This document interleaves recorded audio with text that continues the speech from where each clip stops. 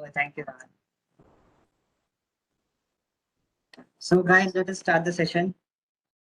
Good evening to one and all present here. Today, I, Saket Kashyap from Cisco Thinkubator from Talent Academy of Technology, Bhubaneswar, along with my partner Shivani Mohapatra, will host the session. It's a great opportunity for me. So, I first request all you guys to turn on your cameras and mute your mics. It will be great to see you all, right? Now, so let me start the session. So first, let me brief you about the program. So basically, it is a 4-week program where we'll have 4 workshop and 4 mentorship session. Each each workshop will continue on Tuesday from 5 to 8 p.m. Whereas the workshop will be on Friday, where each team will have one-to-one interaction with the mentor, which is Rohan, as we have seen now. So the basic question here arises that what we are going to do throughout the session, throughout the program. Yeah, it's important to discuss. So let me give you some key points what we are going to do throughout the session. First, this 4-week program is designed to take the participant with existing prototype to take to the entire process of understanding customers and product market fit. Secondly, identifying business challenges and opportunities, understanding startup finance. Third, working on market strategy, its testing and launch. Fourth, understanding sales and building business processes. And last, implementing the startup roadmap. Now, I would like to inform you one more thing that in midway or the interval, we'll create a WhatsApp group and we'll share you in the here so that if any queries or issue arises, we can have a healthy discussion there. So I would like to request Shivani to carry forward the session. Shivani, over to you. Thank you, Saket. Good evening, everyone. It's a great pleasure for me to introduce to you our speaker today, Rohaan Goswami. He is the COO and Director of Product at Y Center. Having created his first startup at the age of 19, he currently leads the engineering and design teams and is the chief architecture of Y Center's global experiential learning platform, EPIC. He is also in charge of driving the organization's worldwide expansion programs, heads its grassroots development projects in Asia, Middle East, and Africa, creating and supporting remote ecosystems that cater to UN SDGs such as quality education, good health, well-being, decent work, and economic growth. He also works as the creative director at Project One, a non-media collective that he founded in 2016. He also served as a design consultant and strategic advisor for Fortune 500 companies, government agencies, and impact organizations. He believes that the shortest distance between two people is a story, and that the world can be brought together through efficient storytelling mediums, sustainable technologies, and experiential education. So fasten up your seatbelts for having an amazing session ahead. Now, I would like to hand over to Rohan to carry forward the session. Rohan, please. Thanks, Shivani. Thanks, Saket. Really great to be here. Fasten your seatbelts. I like that. All right. Now, before we begin, thank you so much, everybody, for joining in. First of all, can you guys hear me okay and see me all right? Is my voice all right? Is there background noise? Do you want me to switch to earphones? Everything okay? All good? Yeah, everything Awesome. is fine. Everything is fine. All right. Now, during the session, and I like to say this whenever I go on any meeting for that matter, please, if you can switch on your cameras, that'll be great. We are going to spend a lot of time together, so it'll be great to know each other. If you can switch on your cameras, that'll be awesome. If you absolutely can't, if there's a problem, that's okay. But I recommend switching it on for the precise reason that we want this to feel more like human beings talking to each other, because it's not going to be a webinar. I hate webinars. I would bunk webinars. So I understand what it feels like. This is not going to be one such session. The second thing is that use it to your advantage, because there's going to be a lot of conversations here. There's going to be a lot of new stuff that you guys are probably going to see. So use it to your advantage. Ask questions. If you have jokes, share them. I'm going to steal them. Use it the next time. But just feel free to make sure that you keep the engagement going, because what you derive from this workshop depends on how much you engage with it, right? Now, I'm going to be working with each of you as well, with each of the teams. if you're an organizer and you feel like, you want to attend this workshop, you don't have an idea, but you still want to have fun and use this as a means of learning something new, please feel free and go ahead and do it. All right. There's absolutely no barriers. Engage as much as possible. Ask the right questions. You will get your answers. Now, having said that, I'm going to share my screen and just set things up. Give me 1 second. Do that.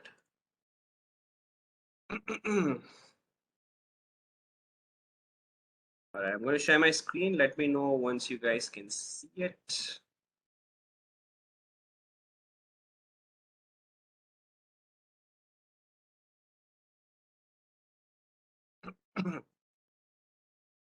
All right. Before that, apart from Akash and Swarnali, is there anybody, and the organizers, of course, is there anybody else who's met me before or been to any of my workshops before? Any workshop of any topic? Anyone else? All right, sounds good. Shivani, sorry, Swarnali, you're the only one with spoilers. Make sure you don't give it out.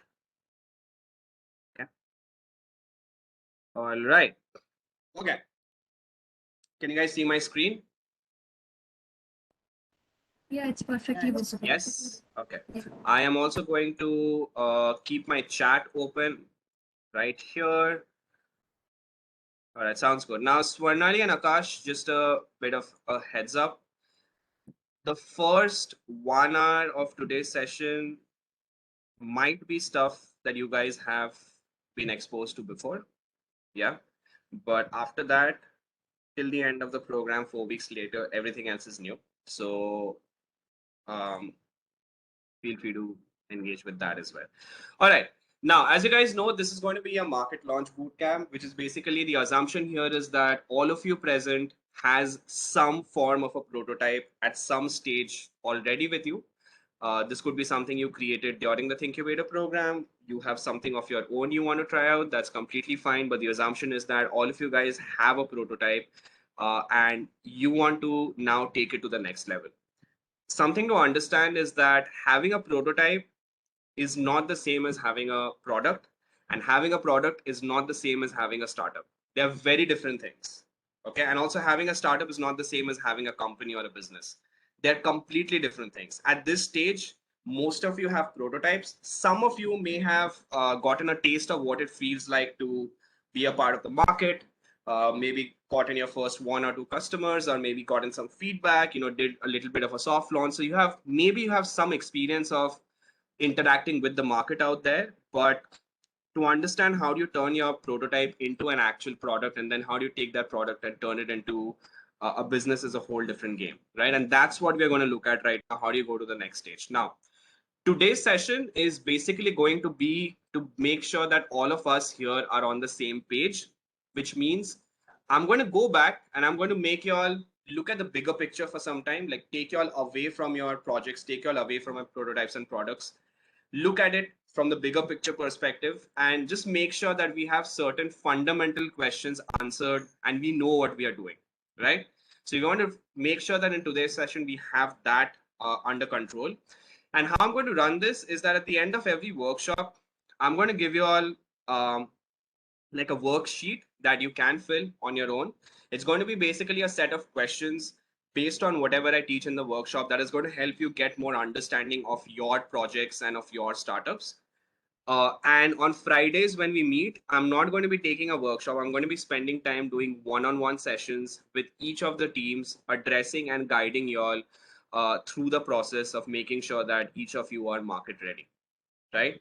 So on your sessions on Fridays, you can ask me questions anytime, by the way, but on the sessions of Fridays, I'm going to be more me preparing you all for the market launch. So the objective is that at the end of 4 weeks, you should know everything that is required for you to do your pilot launch, understand finances, understand funding, understand how business processes work, understand what it means to have a product roadmap, a strategy, customer acquisition strategy, build a customer experience, all of that stuff. At the end of 4 weeks, you should be ready to launch into the market with all of those information. And by market, it is under the assumption that we are all living in the middle of a pandemic.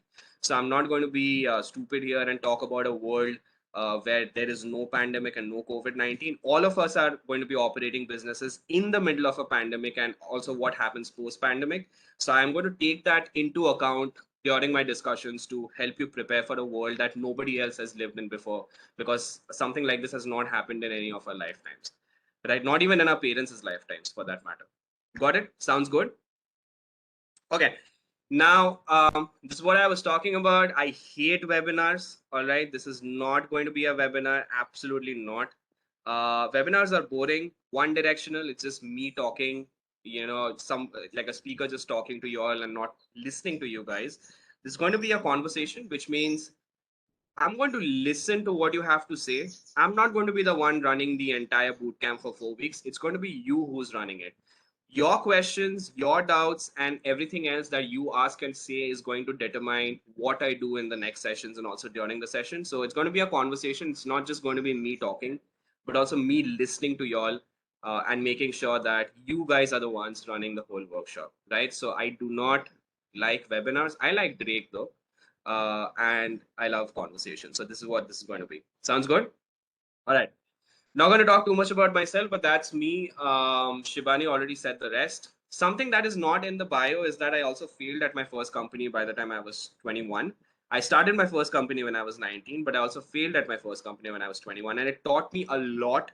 Lessons that I hope to impart and give it to you guys so that, I hope you learn from those mistakes. So I started as a student entrepreneur. And the reason why I do this is just my way of giving back to the community, because there are things that I wish someone had told me when I was a kid, but here is me helping you guys out from all the lessons I've learned. So basically, I've run about 3 companies. Right now, I lead operations and tech at this global organization called Y Center. It's a company I run. If you want to read up more about me, you can just Google for me. Or you want to read up about my work, you can also connect with me on social media. I usually respond to every single person. I respond late sometimes, but I do respond to people. So just feel free to connect. If you're shy, you can always DM me and ask me a question later, and I will answer it for you as well, right? Okay, let's just jump straight in. So this is basically how the 4 weeks are going to be divided for your understanding, right? So week one, which is this week, we're going to be looking at product market fit, understanding your customers, and then how do you turn your prototype into a business. Week two is going to be the business process design. Like once you know what it means to move towards a business, how do you design your customer experience, your acquisition strategy, some tools and processes that I will be giving you that can help you manage and automate like your entire business operations. Week three is going to be about startup finance. So I'm going to talk about like what are revenue models, what is ROI, ROR, what is capital expenses, operational expenses, how do you manage them, how do you optimize them. Like if today someone tells you that I'm going to give you $1 million for your company, where are you going to use it? You should be able to answer that, right? Raising money is not enough. You need to know how money is used and how do you better manage, revenue and expenses of your company. So we're going to look at that. We're also going to be looking at funding models, some basics about what is seed funding, what is angel investment, how do you calculate the valuation of your company, stuff like that. And we'll also look at how do you build a product roadmap and maybe a digital commerce strategy, because most of you, if not all of you, will be doing business online in some way or the other, right? And of course, the last week is going to be about storytelling and launch, where we are going to be looking at how do you create your brand identity, how do you tell your story so that it has the most impact out there. It doesn't matter who you're telling it to, customers, friends, family, investors. Your story should have the maximum impact and push people to really take an action, right? And not just listen and clap their hands and tell you better luck next time. That's what we're going to look at. And of course, to prepare you for market launch in the end is what we're going to do. We'll get into the details of each of these every week. But of course, week one is where we are. And it's about making sure that all of you are on your marks, right? Before we run the marathon, and fasten your seatbelts, as Shivani said. All right. Now, before we get started, here is something you guys need to understand. Do you know who Peter Drucker is? Suna hai naam kisi ne? Peter Drucker, pata hai kaun hai? So Peter Drucker is considered to be the father of modern businesses. Okay? Like he's the one who created a lot of strategies, processes, philosophies for how do you run a business in the modern world, right? Now Peter Drucker said something. I read this when I was in college, लेकिन मुझे तब समझ में नहीं आया था कि इसका मतलब क्या होता है. So he said that culture eats strategy for breakfast. ठीक है, बहुत famous line है ये Peter Drucker का. And I didn't really understand what it meant until I had the experience of failing at one company, running two other startups, right now running a global organization, making mistakes, dealing with stakeholders. I now realize that what the power of what this means. So what this means is your success or failure is going to be determined more by the culture of your company and not by your strategies. ठीक है, ये पूरा programme तुम कर लोगे, you might have the best mentors and the best guidance and you might have the best skills, you might even end up creating the best strategy in the world out there, but if your culture is not right, and for culture you don't need to have more than one person, in fact culture starts with you, right? If your culture is not right, the moment things go wrong, your strategies and your skills is going to go straight out of the window. You will not be able to handle the pressure. You will not be able to handle the complexity of what it means to run a startup, because when you work on a project like this, आप student होते हो, right? आप एक prototype बनाते हो side में. If you fail at that, आपका कुछ जा नहीं रहा है, correct? So what? You're still a student, right? You can do something else. You can get a job, right? Your parents are still hopefully going to fund your education. You don't need to worry about stuff. But imagine this, when you have a company, when you have responsibility, even taking responsibility of yourself is a lot, but you will have to take responsibility of your team. There will be people working with you, for you. घर चलेगा लोगों का because of you. If your culture is not right, your company cannot survive. I'm telling you this right now. Strategy comes second, culture is number one. If you don't have the right culture, you will fail as a company. Hands down, I can write it and give it to you. Got it? Short term success, bhale hi ho jaye. Long term, impossible to survive if your culture is not right. Having said that, here is a question for you. Since we are all in this boot camp and you're all adult learners, everybody here above 18? Sab log? Anyone below 18 that I should know about? Any minors? Okay, sounds good. Kshitij, how old are you? Kshitij, you're 17, but this applies to you as well. I'm going to treat you like an adult, okay, Kshitij? All right. By the way, we have a Kshitij and we have a Kshitija as well. Okay, got it. Now, I'm going to treat all of you as adult learners. You guys are not students, all right? From this day onwards, from today, I don't know if you guys have already started living your lives like that, but for the next 4 weeks, I want you all to really behave like the founders and CEOs of your companies. Please stop behaving like students. I'm not going to treat you all like students at all. I'm going to behave like you are founders and CEOs of companies. I'm going to take you seriously. You have to take yourself seriously as well. Got it? We're going to treat this entire bootcamp as a safe space to fail. So what that means is I'm going to simulate the pressure of what it means to run an actual company for y'all, right? So there's going to be a lot of work. There's going to be a lot of stuff you will have to figure out in very little time. I'm going to unnecessarily create a lot of pressure for you as well at certain times, but I'm all going to do it in order to simulate what it means to have the responsibility of running a company of your own. Of course, we're doing this virtually, so there are some limitations, but that's how I'm going to run this. Now, let me ask you this question, and I am serious, okay? I want all of you to tell me. You can switch on your mic and tell me, switch on your cameras. You can put it in the chat. I'm going to type as you all speak, but here is a question I want all of you to think and answer. What is going to be the culture of this bootcamp, which will also be a reflection of the culture of your company? So what does this mean? It means I want you all to set policies for how this bootcamp will run for the next 4 weeks, okay? Every single person here will have to follow those, including me. For example, if you state that a culture of this bootcamp is key, everyone should come in formals, I will also take out my shirt after 1.5 years, iron it and wear it from tomorrow for you all. Everybody here is going to follow exactly the same policies and we're going to see how it goes. Okay, if it doesn't work in week 2, all of you can come and tell me, you know what, we had this in our culture last week, it's not working, maybe it's time to change it. If all of you agree, we change it. But let's get started. What should be some of the policies and in the culture of this bootcamp and of your startup that we're all going to follow? Go ahead. Is there something you want to try? आपको कभी लगा कि ये होना चाहिए तो मस्त होता world? Why don't people do this more? And if you guys think that this is time pass, it's not. You're going to see at the end of 4 weeks how it makes a difference. So let me ask you, what is the culture of this company? How do people ask questions? Do we come on time? Do we not come on time? Or do we have to come 10 minutes late? Discipline. Anything, like go ahead. Whatever you say is going to be the culture of this company. Okay. Everybody first should be on time. All right, let's take it one at a time. Let's go with time. Punctuality. Do you think that the culture of this bootcamp should be punctual? Like as CEOs and founders, do you think punctuality matters to you? Should we be on time? Yes, Yeah, punctuality punctuality matters. should be. Yeah. Or do you think that everybody should come 10 minutes late? Like hum apna time banaye. That's fine. If you say yes, if everyone agrees, that's the culture. I will also follow it. I will come at 5:10 every day. All right. So do we come on time? Do we come late? Do we come early? Do you have to come 5 minutes early to ask questions, to have discussions? I don't know. Think about it. Will be better if we come first early. Saket, what did you say? We come early? Yeah, on time or early. Should not be late. Okay.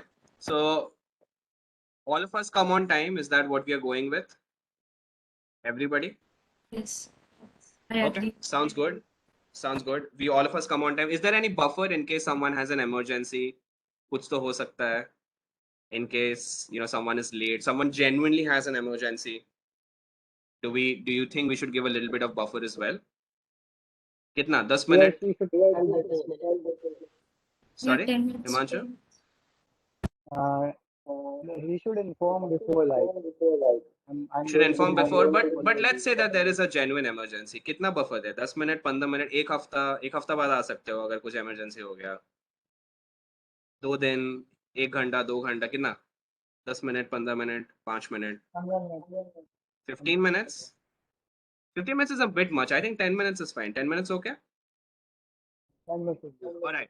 So we arrive on time. If we have an emergency, you can like there's a buffer of 10 minutes. Does that sound good?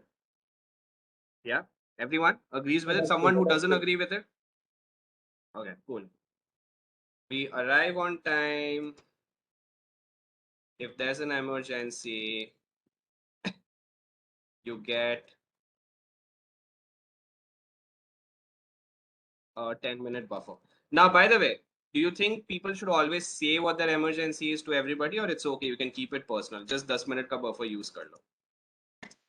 If the person needs more than 10 minutes, then the reason should be stated. Otherwise, it's fine. ठीक है, चलो. More than depends on the situation. Kshitija, let's try and make it something that can be applied to all of us. Let's see how this goes. Okay. Fair enough. We arrive on time. If there's an emergency, we get a 10 minutes buffer. Fair enough. Sounds good. How do we ask questions? Like, do we ask questions in the end? Do we ask questions at the beginning? Can we ask questions throughout? How do we ask questions? We should be Can you having ask some questions? intervals. Yeah, fair. Sorry, Himanshu. We should be having some intervals in between to ask questions. You can have some interval to ask questions. Okay. Anyone else? How do you ask questions? Do you like raise your hand If the mhm. question, I'm so sorry, I just had this query. Question according, I don't know why my voice is echoing. I'm not able to understand what I'm saying. Your voice is I'll not just type echoing it for out. us, Kshitija. Okay, I'll just type it out. Okay, sure. Questions to me, Chala. How do you ask me questions? Let's start with that. How do you ask me questions? Can you like stop me? Can you use the chat to ask questions, or do you switch on your mic and like ask me a question in between? Do you wait till the end? Do you ask questions only on Friday? Like Tuesday को सब एकदम चुपचाप बैठे एकदम सन्नाटा, pin drop silence. I think if someone needs to ask question in between, they can simply send it in the chat, Send and in the post the chat. session we can have a one-on-one mic or video session to address those questions. Got it. Sounds good. Raise your hand, Kshitija, will be a little difficult. I don't know on WebEx if you have that feature. You do have it on Zoom, I know that. And I also can't see everybody's screen at the same time. I think asking questions on chat is okay, and you can ask questions anytime, right? And answer depends on me. So I'm going to answer all your questions that you put it in the chat.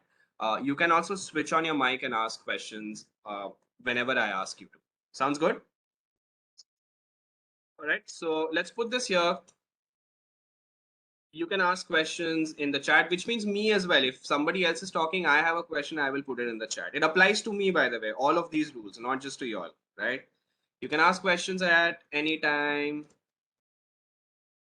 Use the chat feature. All right. By the way, can you have opinions here can somebody have an opinion here that you do not agree with? Is that allowed? Or does everybody need to have exactly the same opinion as yours? Ya to fir aap मारने लगोगे उनको. Can people have difference of opinions? Is that allowed?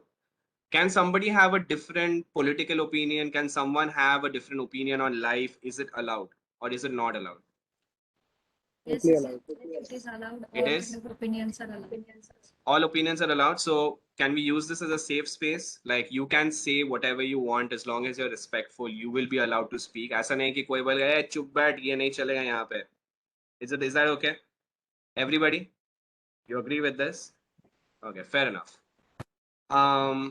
You your opinion may not match another participants, but we treat everyone with respect. Sounds good? All right. Anything else that you guys can think of? Anything at all? Anything else that you need in your culture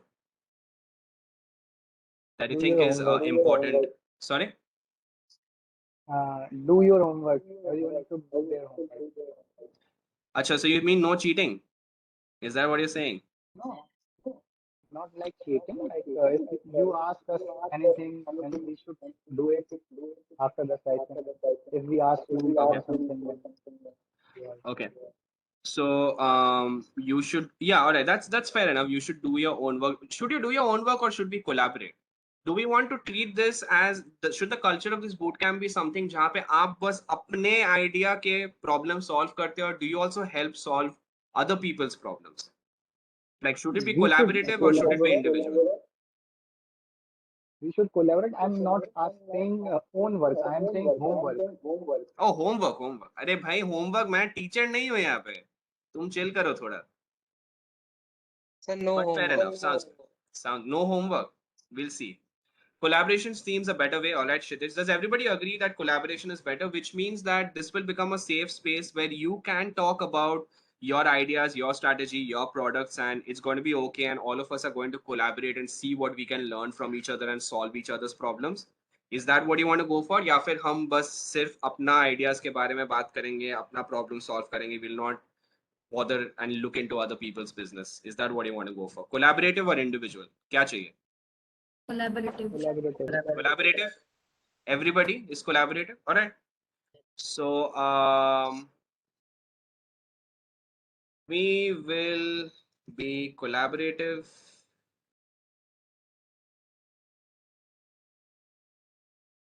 In our approach to solving problems for ourselves and our peers. Sounds good? All right. Anything else that you can think of? Acha, do we need to come for the whole program, or can we like not come on any of the weeks if we want to? Like, for example, if you represent your startup, should we be there for all 4 weeks, or can we not be there on a certain week if we want? Remember that it applies to me as well, which means if you say that we don't have to come on all the weeks in case we feel something doesn't apply to us, if I think week 3 mein mujhe nahi aana, I'll come directly on week 4. It applies to me as well, everything here, by the way. Should we come on all the weeks? Is that something, or can we choose which week we want to come for depending on our availability and need? It's a question. Think about this, because all of us have work. आपको अपना academic संभालना पड़ेगा, मुझे अपना काम संभालना पड़ेगा. We all have to manage our schedule and ensure that we do this. And if you choose to go the other way, then we do it on a need basis. What do you think? Should we be there for all 4 weeks, including me? we should do. All 4 weeks? Yeah. Everyone? Is that what you agree with? I think if someone has some problem, then the person can drop a message prior to the meeting. Got it. So if someone has a genuine problem and cannot make it for that particular week, can drop a message, including me, that means. And apart from that, if we can come and it's a matter of managing our schedule and managing our assignments at college and our classes and everything else, then we make sure that we can come, which means I also have to manage my work. Just because like I skipped a meeting and now it's scheduled at 5 p.m. doesn't mean that I cannot come for the workshop. Does that sound good? Do you think we should attend all 4 weeks? Is that okay? If there's a genuine problem, we are inform in advance. Sounds good, everyone? Sounds fair? Cool. So that applies to me as well. Maybe if you can't come, you send one of your team. We are a team of 3 people. You're planning to attend the sessions which concerns our domain. I think Kshitija, that is pretty fine. If you can't make it, maybe you can send your team member. Is that better? Does that sound good? If you have a team, you send a team member. Yeah, sounds good. Everyone else? All right. We try. No, we attend all 4 weeks. Sorry. We attend all 4 weeks. If we can't make it, we either A, send a team member, or B, if that's not possible,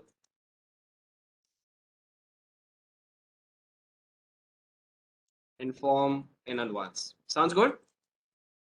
Which means if I can't make it, I will send a team member, and if that's not possible, I'll inform in advance. It applies for me as well. Sounds good, everyone? Yeah. Would you like to see a team member? If I can't come, someone else just take 2 weeks and I come back on the last week. Is that okay? We'll see how it goes, all right? If it's a culture, if it applies for everyone, it applies for me as well. Okay? Kshitij, I know it applies to you. All right. Anything else we want to take note of before we move forward? Anything else? Anything that you feel that should be a culture of a workplace? Treat this like a workplace, not like a webinar. Anything else that you feel is important? Anything at all? Scrum, Kshitija, not really. I think maybe it's a better way if every team decides how you want to run your projects and your assignments and not make that maybe a mandate for everybody. Someone wants to use design thinking and use design thinking. Someone wants to use Scrum can use Scrum. Whatever works, whichever tool works. Anything else? All good? Sounds good. Yeah. Any dress code policy and shit you have? Wear black. Don't wear sleeveless. Any of that stuff, or is it okay? Just fair enough. Sounds good. I'm going to keep this here in case you ever feel that, you know what, something is not working and we want it back. Please make sure that you let me know and we'll add it here. At the end of the 4 weeks, we'll see how this feels like, okay? Just as like a process. Now, let me ask you a question here. Why do you guys want to be an entrepreneur? Like, why do you guys want to start a company? Can someone just tell me, like, why do you want to do this? Why not just like get a job, or like why not just do something else in life? Like, why do you want to learn this stuff?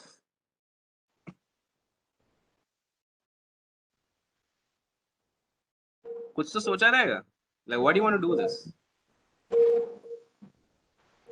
Because it's make me happy doing the stuff which I do for the startup. It makes you happy. Okay. Yeah. और कोई? Does someone feel like you want to do this because you don't want to work under anyone and you want to be your own boss? Own boss वाले है कोई यहाँ पे? You want to be your own boss? I hear this a lot. Earlier it was there, but after doing it for 2 years, then I know you cannot be the boss as CEO.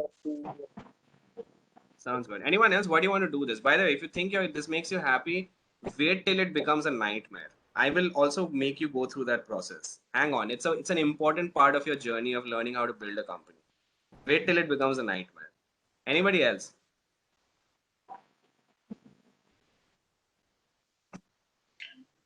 Okay, fair enough. Just a word of caution. If you think that you want to be an entrepreneur because you get to be your own boss, remember that when you're your own boss, you are also your own employee, right? When you're your own boss, you're also your own employee. If you're a terrible boss, you'll have a horrible work life. Okay? Do not set unrealistic deadlines for yourself. You need to have the discipline to do this well, because being your own boss means being your own employee. If you don't have the discipline to run a company, you will feel like it's the worst place to work in. All right. Remember this from a culture perspective. Think about it, what it means to be your own boss and also your own employee. Think about what you would like a perfect boss to set for you as expectations. If you feel it should go into the culture, let me know. Right? If you feel there should be a feedback process, all of us should give some feedback on how the session went and also on each other. Please feel free to do that. If this is a safe space, by the way, is failing allowed here? One last question, very important for me. Is failing allowed here? Can we fail in this bootcamp? Allowed है क्या? Fail कर सकते हैं हम? गंदा idea, खराब idea, खराब strategy, Fehling allowed है? फेलिंग अलाउड सबके हिसाब से? Okay, let me add this here. Very important.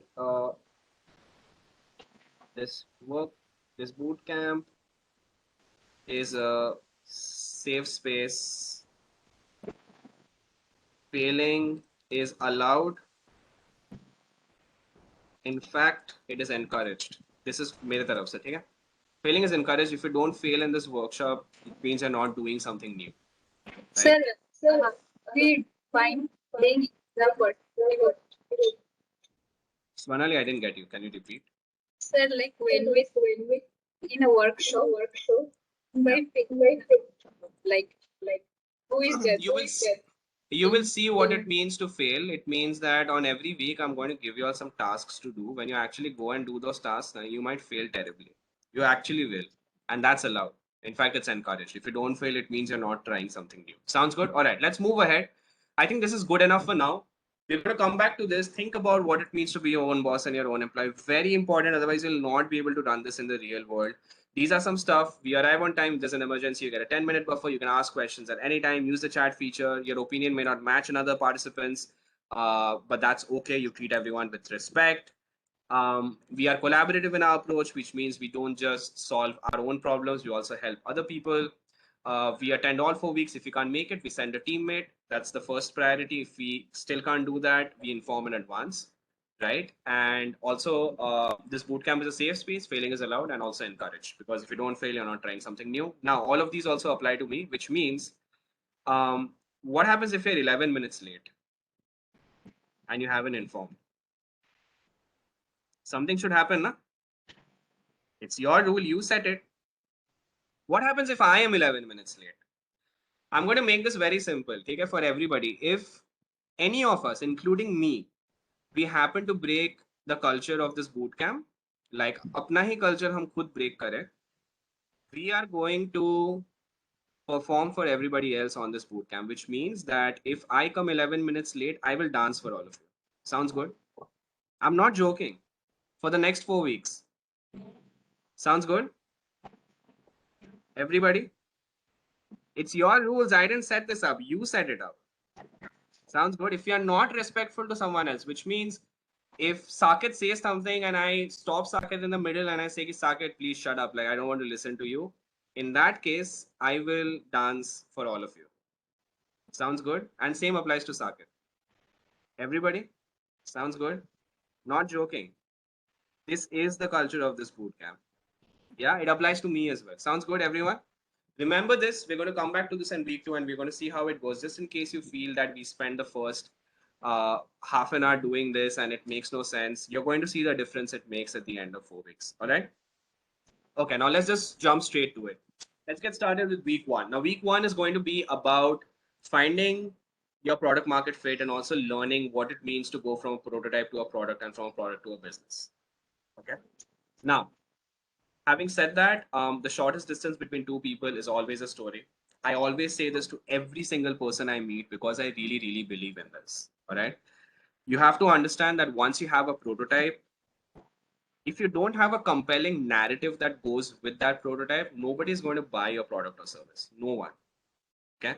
So the shortest distance between two people is any two people anywhere in the world is always a story. Between you as an entrepreneur and your first customer, between you as a designer and the first user of your product, between you in the class and somebody you want to have a conversation with because you find them cute. The shortest distance between any two people anywhere in the world is always a story.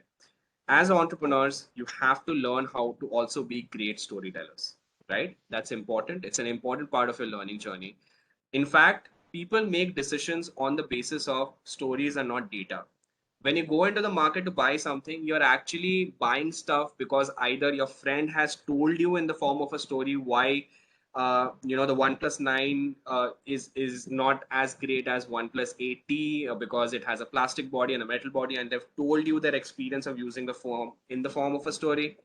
Or maybe it's because you saw an ad for something somewhere and you really like it, or maybe you're just inspired by someone else who uses that same product and now you want it. Usually we are making decisions on the basis of the stories that we believe in and the stories we tell each other. In fact, that is what shapes the reality in which we live, right? Very important lesson. It's been something very central to the products and companies that I have built and created, and it's just something that you need to remember as well, right? Now, here's a quick, very quick run through of some of the projects that I have worked in, so you know what my background is and what kind of questions to work. So everything that I will be teaching you here today is based on actual experience. It's not random stuff I read in some blog and just decided to tell you guys. It's based on experience of the last 12 years or so, building products, building strategies, and I started very early, and also learning how to, not fail at a company again and all of that stuff. So it's based on actual experience. These are frameworks, tools, and techniques that I've tested on the field with actual customers that work, and hopefully it's going to work for you as well. So for example, everything that you're going to be learning here today has been taught by me and my team at other universities like IIT Bombay, Stanford University. We've taught this at Drexel, NYU, Cornell. We've been teaching this at about 60 plus universities around the world, and also with other stakeholders, just so that we can help people build better products and solutions, right? Now, this is the organization that I run. So those are some of the partners that we have worked with in the past, some of our customers, some of our clients. So that's us from a program we just completed 2 years ago in New York, right? So these are some of the partners that we work with, our team. Uh, Everything that you're going to be learned here today, by the way, has been used, for example, to fight malaria in Mozambique. So our team was on the ground in Mozambique in Africa in 2017, where we designed a malaria rapid diagnosis and response system.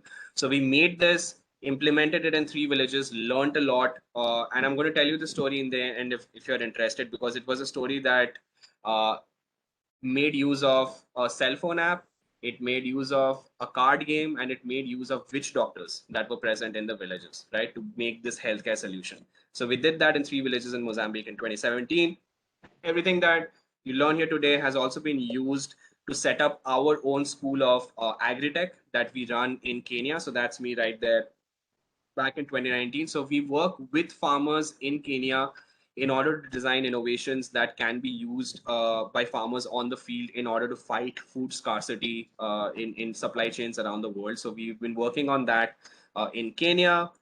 I have also worked with women textile artisans in Jaipur. So we use the same techniques and frameworks that you learned today in order to help them become profitable in their businesses and learn how to make more money and optimize the way they manufacture these very traditional textile products using their old, these techniques are about like 500 years old, some of them, and that's what we saw, like how can we have digital interventions to keep the authenticity of their techniques but help them make their processes more efficient, right? So this was in collaboration with the French fashion house Dior, and we worked with textile artisans back in Jaipur. So that's me again there.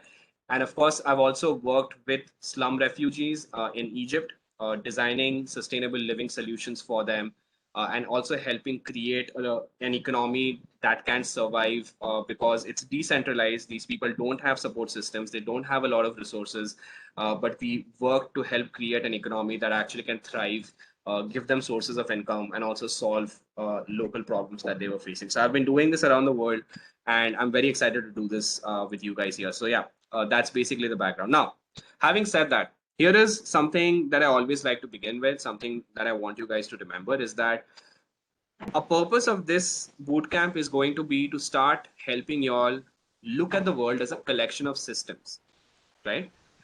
What that means is usually when we build companies, when we build or work on products and prototypes, we are usually looking at it from a very narrow light. Anna? So, for example, if Akash is working on a hospitality solution, I don't know if you know what a startup is. By the way, please make it a point to know what each other is working on in this cohort itself. You're going to learn a lot. Make sure you know what your teammates, your peers in this group is working on. Make sure you get to know about their startups. It's going to teach you a lot. It's going to also help inspire you and answer some questions you may have. Now, for example, if Akash is working on a hospitality startup, it's not necessary that the problems that he is facing in his hospitality company is going to come from the hospitality sector. That's a mistake that most of us make, especially as first time entrepreneurs. We tend to think that hamara world, hamara system is limited only to us. You know, like if you are making a healthcare product and we face a problem, we tend to look for solutions in the healthcare domain. But you have to first, number one rule, if you want to really succeed at building companies, you have to understand that you have to look beyond your company, look beyond your project, and start looking as the entire world as a collection of systems, complex, mutable, which means interchangeable and human driven, right? It's as a world of interconnected systems. I'll give you an example and I'll tell you why this is important. So you see Coca-Cola right here, है ना? ये photo में. So here's a story. A lot of my work happens in with very remote communities in Africa, ठीक है?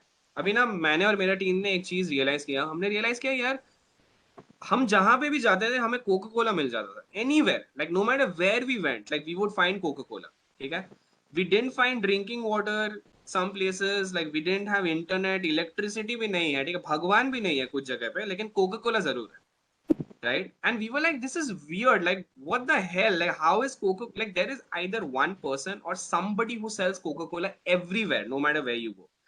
And we started asking this question. We were like, that's interesting. Like, how is Coca-Cola reaching every remote corner of the world, which is not even maybe on Google Maps? And we found when we were doing some research, we found that we were not the only ones asking this question and who had noticed this. Bill and Melinda Gates Foundation, right? Bill and Melinda Gates Foundation had also noticed this exact same thing. And they were like, how does Coca-Cola end up everywhere? Now, Bill and Melinda Gates Foundation works on a lot of healthcare philanthropic work, which means that they deliver vaccines and medicines to last mile communities. ठीक है बहुत सारे जगह पे वो लोग vaccines medicines deliver करते हैं. Bill and Melinda Gates Foundation they realized that we are not being able to deliver vaccines and medicines लेकिन Coca-Cola अपना cold drink पहुंचा दे रहा है वहां पे right and they were not being able to solve their healthcare supply chain infrastructure problem because they couldn't figure out how to deliver vaccines to a remote village in the middle of nowhere. But Coca-Cola had figured it out, like how to deliver cold drinks there. So they started saying that, you know what if we start collaborating with Coca-Cola ताकि हम उनका supply chain system use कर सके to transfer medicines and vaccines to last mile communities because उनको तो already आता है. They have figured it out. Coca-Cola has one of the world's most sophisticated and advanced supply chain logistics systems in the entire planet, right? So Bill and Melinda Gates was like, since they have figured it out, how about we collaborate with them and we can use their cold drink supply chain system to deliver vaccines and medicines and learn from them. And that is how something called Project Last Mile was found. It's a collaboration between Coca-Cola and Gates Foundation, where Coca-Cola helps Gates Foundation deliver medicines and vaccines using its supply chain expertise. Right now, think about this. Gates Foundation was working on a healthcare project. Coca-Cola is an FMCG company selling cold drinks. Nothing to do with each other. They're on completely opposite ends of the spectrum in terms of business and product, right? In spite of that, the problem that Gates Foundation was facing, which was a healthcare logistics problem, was solved using something from the FMCG cold drink domain, right? It's insane how these things work, but that you only begin to see these patterns when you start looking at the world as an interconnected collection of systems. Got it? You have to start, maybe you are working on an app for farmers and the solution to a problem you are facing will come from Netflix, right? Or maybe you are trying to work on a healthcare product and the solution to a problem you're facing is going to come from Disney World, right? You don't know where the solutions are going to come from, but you have to start looking at the world as an interconnected network of systems. Remember the Coca-Cola Project Last Mile example to inspire you to do that. Got it? Sounds good? Yeah? Okay. Now, first thing, all of us here know what problem are you solving. सबको पता है ये चीज, by the way, everybody here by now knows this. आप क्या problem solve कर रहे हो? Everyone? Yeah? You know what you're solving? Anybody here who's still not sure of what problem are we addressing? Anybody? No, right? All good? Okay. When you know what problem you're solving, you need to understand something, which is the products are not solutions. They are a part of the solution. Okay? Your job as an entrepreneur is to design a solution, not design a product. Products are designed by engineers and designers. Entrepreneurs design solutions, not products. Why this is important is you need to learn how to turn your prototype into a product and your product into a solution. Right? Product and solution same cheez nahi hai. A product is a part of the solution, maybe the most important part, maybe the most central part, but it is not the solution itself. I'll give you an example. If you are trying to solve, let's say, the problem of, for example, it's very difficult to book an ambulance in, let's say, tier 2 and 3 towns because ambulances can't fit into the narrow gullies that you have in these towns. Ambulances are rare. ठीक है, बहुत कम ambulance है in any case. And let's say you make an app that allows you to book like on-demand ambulance, like an Ola for ambulances, for example. You make an app. Please remember that your app is not a solution to that problem. Okay? Your app is a product. A solution has much more than that. For example, a solution is going to also consist of how are you going to onboard your ambulance drivers? How are you going to onboard your, let's say, hospitals, right?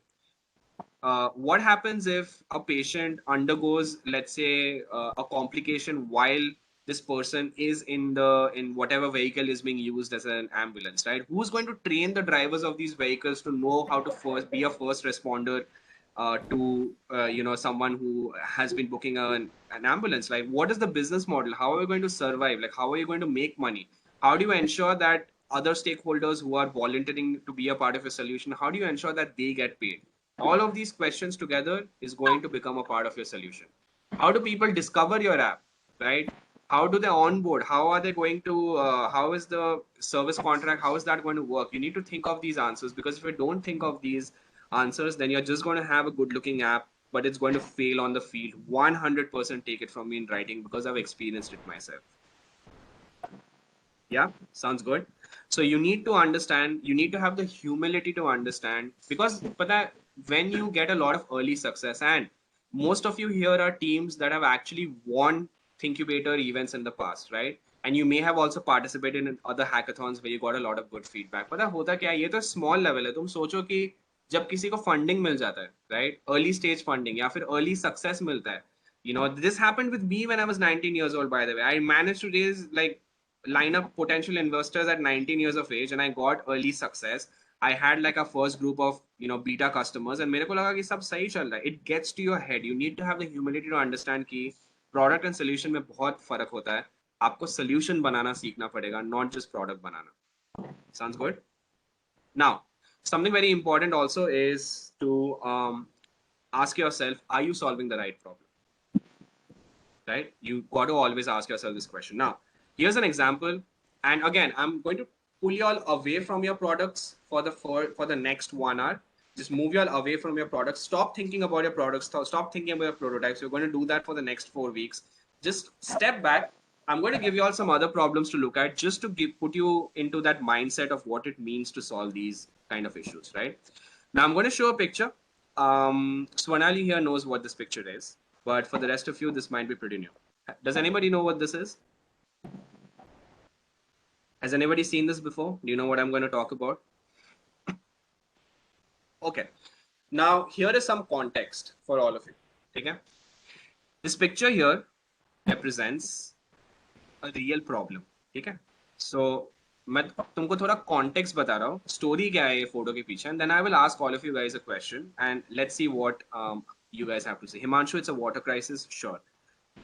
Now, this picture represents a real case study, पहला बात, ठीक है? And it's a case study. Sorry, did someone say something? Okay. Okay, so now this represents a real case study, okay? And it's a case study from Mozambique. The reason I'm picking Mozambique is because it's a neutral. By the way, किसी को पता है Mozambique कहाँ है? Does someone know where Mozambique is? नाम सुना है? Do you know where Mozambique is? Guess करो. Guess करने में क्या जा रहा है? Exam थोड़ी है. Somewhere in East Africa, you know. Somewhere in East Africa. Okay. So there you go. It's actually in Southeast Africa. Whenever you're asked a question like this, please guys, north, south, east, west, chart direction. 25% probability will get your answer correct. Please take a shot, okay? Don't be so scared of getting the wrong answer. Very high chances ki sahi hoga. East Africa, you're correct, Kshitij. It's actually in Southeastern Africa. It's a coastal country. The reason I'm picking Mozambique and not like Malviya Nagar is because some of you have been to Malviya Nagar, but none of you have been Malviya Nagar in Delhi. But none of you have been to like Mozambique, and I wanted to pick a completely neutral example. Our team has worked in Mozambique, so I know how this is. All right. Now, the women in this picture are carrying water, okay, in those buckets. The reason that they're carrying water is because इनके पास कोई पानी का source नहीं है अपने गांव में. These women represent women in a village. They have no source of water in the village. The only source of water is a river, and it takes some time to go from the village to the river and come all the way back. ठीक है? थोड़ा time लगता है river तक जाने में, वापस आने में. For the sake of this discussion, let's say it takes about 3 hours. All right, it takes about 3 hours to go all the way to the river, collect water in the buckets, and come all the way back. Now, this is an activity that all of them, the women in the village, have to do every day. हर दिन वो लोग जाते हैं, पानी लेते हैं, वापस आते हैं. Every single day they do this. Having said that, and of course you can see that it's hot, right?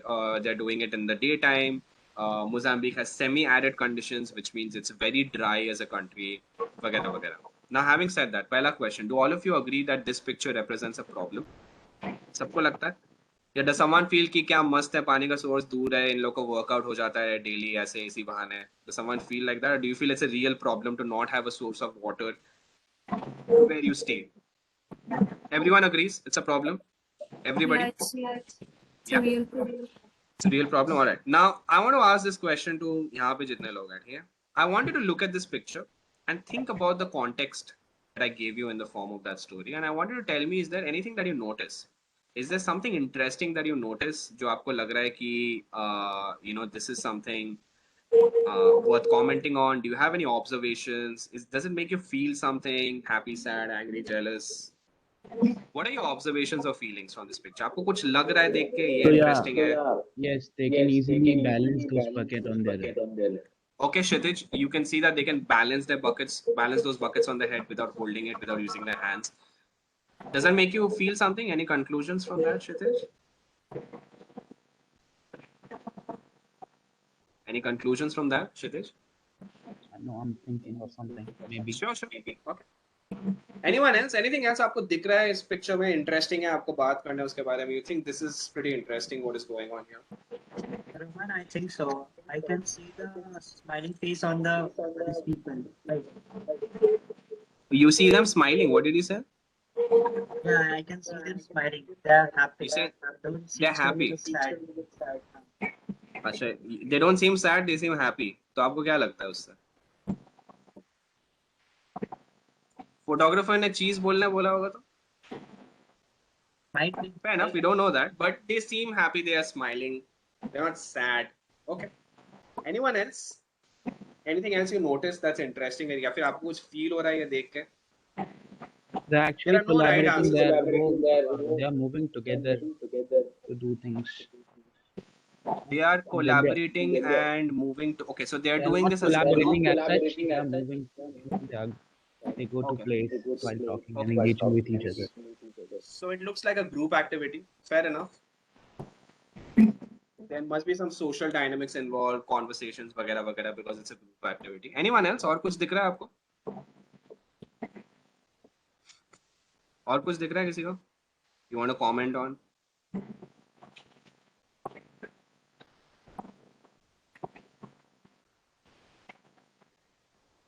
Any other observations? Anything at all? Take your chance. No right answers. Kshitija, you have anything to say?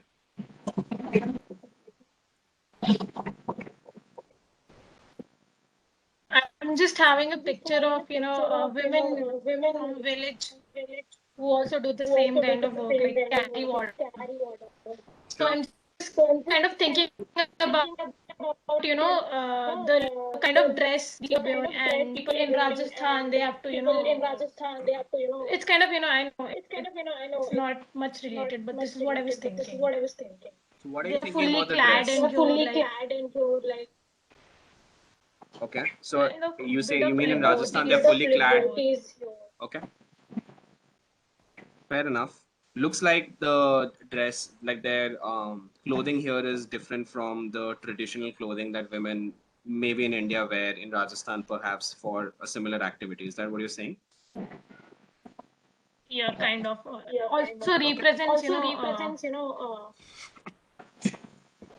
since my voice is echoing, I'm not able to. You can put it in the chat. That's completely fine, Kshitija.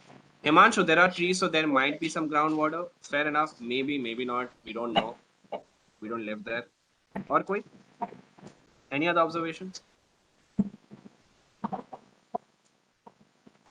Okay, so here is some that you may have missed. Okay? If there's more, you let me know. Any observations on the buckets? Anything you feel about those buckets? All right, so here is an observation. Okay? The buckets are not really a very great way to carry water. Hannah. There might be some spillage from top. Like when they're carrying water, some water might spill. Some water will be lost due to evaporation, right? Also, the amount of water that they can carry is really limited to the size of the bucket and what they can hold on their heads. Of course, holding on their heads is the best way because like holding it in the hands is going to be really difficult because you're against gravity. It's just better on your head because of normal reaction force. But it's again you're limited. Like what if one woman here represents a family of 5? That's like one bucket of water for the whole day. Not very ideal buckets, it seems like. Also, carrying it on your heads is going to give you some neck and back issues long term if you keep doing this every day. Yeah. Another observation is the fact that they are actually, this is what Kshitij said in the beginning, is that they are balancing the buckets without holding them.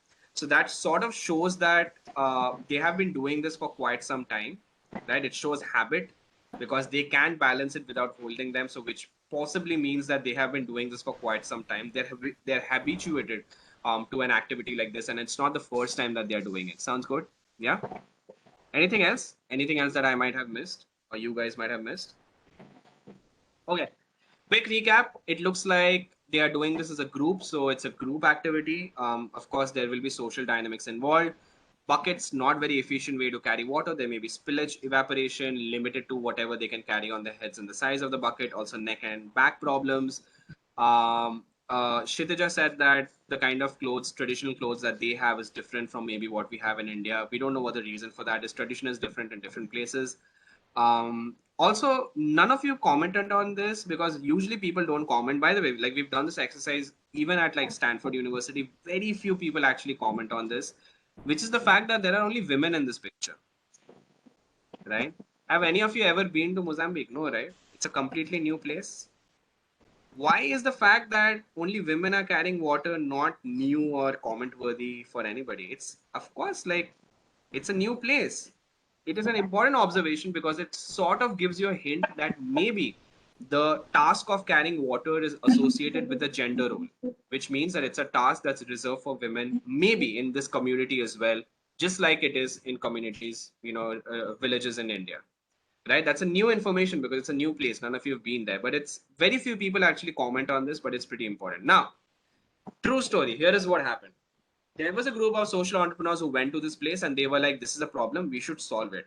The source of water is far. They're having to do this travel every single day. It's hot. It's humid. It's not very ideal. They're wasting time. So what they decided to do is create the most common sense solution to this problem, the most obvious solution. You know what it was? This right here.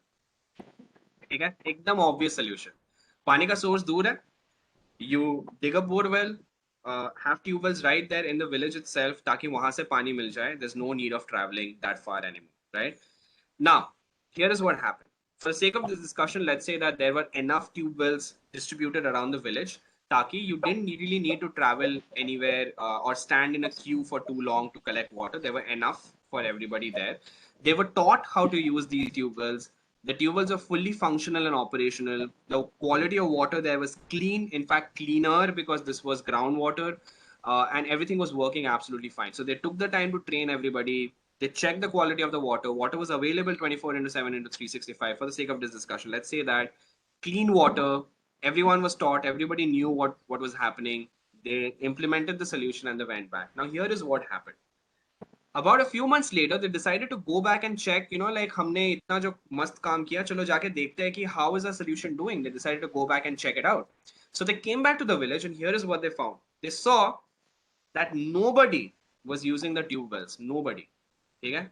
All the women, जैसे पहले वो लोग जा रहे थे नदी 3 घंटा time लगा के पानी लेके वापस आने buckets में, exactly the same thing is what they were doing. The tube wells were just lying there outside their homes, rejected by the community. Nobody wanted to use it, which means that it was a failed solution, right? Now, here is a question for all of you. Why do you think the solution failed? हमने क्या miss किया? What did we and the social entrepreneurs miss? Why did the solution fail? Easy, convenient, lying right there. Because the problem was not the shortage of water. The problem is something else. Problem is something else. तो गलत problem चुन लिया था. Okay. Do you have any ideas about what it could be? Fair enough. Maybe it was So some other basically, problem. they used to talk when they, before taking the water. So maybe that could be one thing. Which That could be one thing. Okay. Yeah. Maybe they were missing the conversations and the social dynamics. Okay. Anyone else? What is the reason? Why did this fail? What did we miss? Anybody else? What could we possibly miss?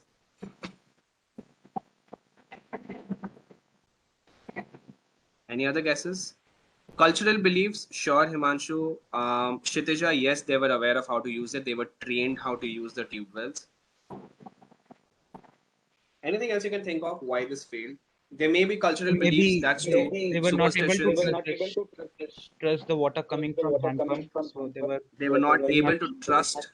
Okay, so they didn't trust this new technically advanced solution and preferred to get water the same way as they always were. Could be cultural beliefs also. Maybe there's a superstition. A lot of people believe that taking water from a river is holy as opposed to taking water from this man-made apparatus. Happens sometimes. Anyone else?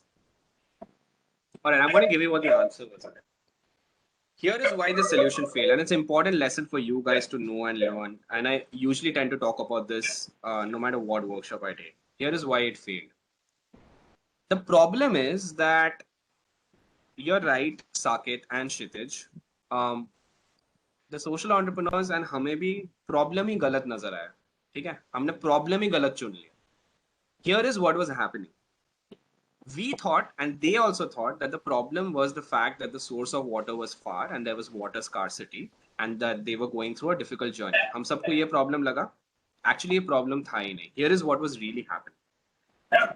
These women were from a village, and we know this from villages in India as well, that जिसका hint हमें थोड़ा सा मिला था, which is a lot of remote communities, especially rural communities, they are slightly patriarchal in nature. Like the societal construct is slightly patriarchal. What that means is women are not really allowed to have a social life, right? You're not allowed to go out. You're not allowed to make friends. You're not allowed to hang out, chill. Lot of places, like for example, a lot of remote communities in India, आपको पल्लू के पीछे घर के अंदर रहना पड़ता है. You can't just go out and like have fun. That's not allowed.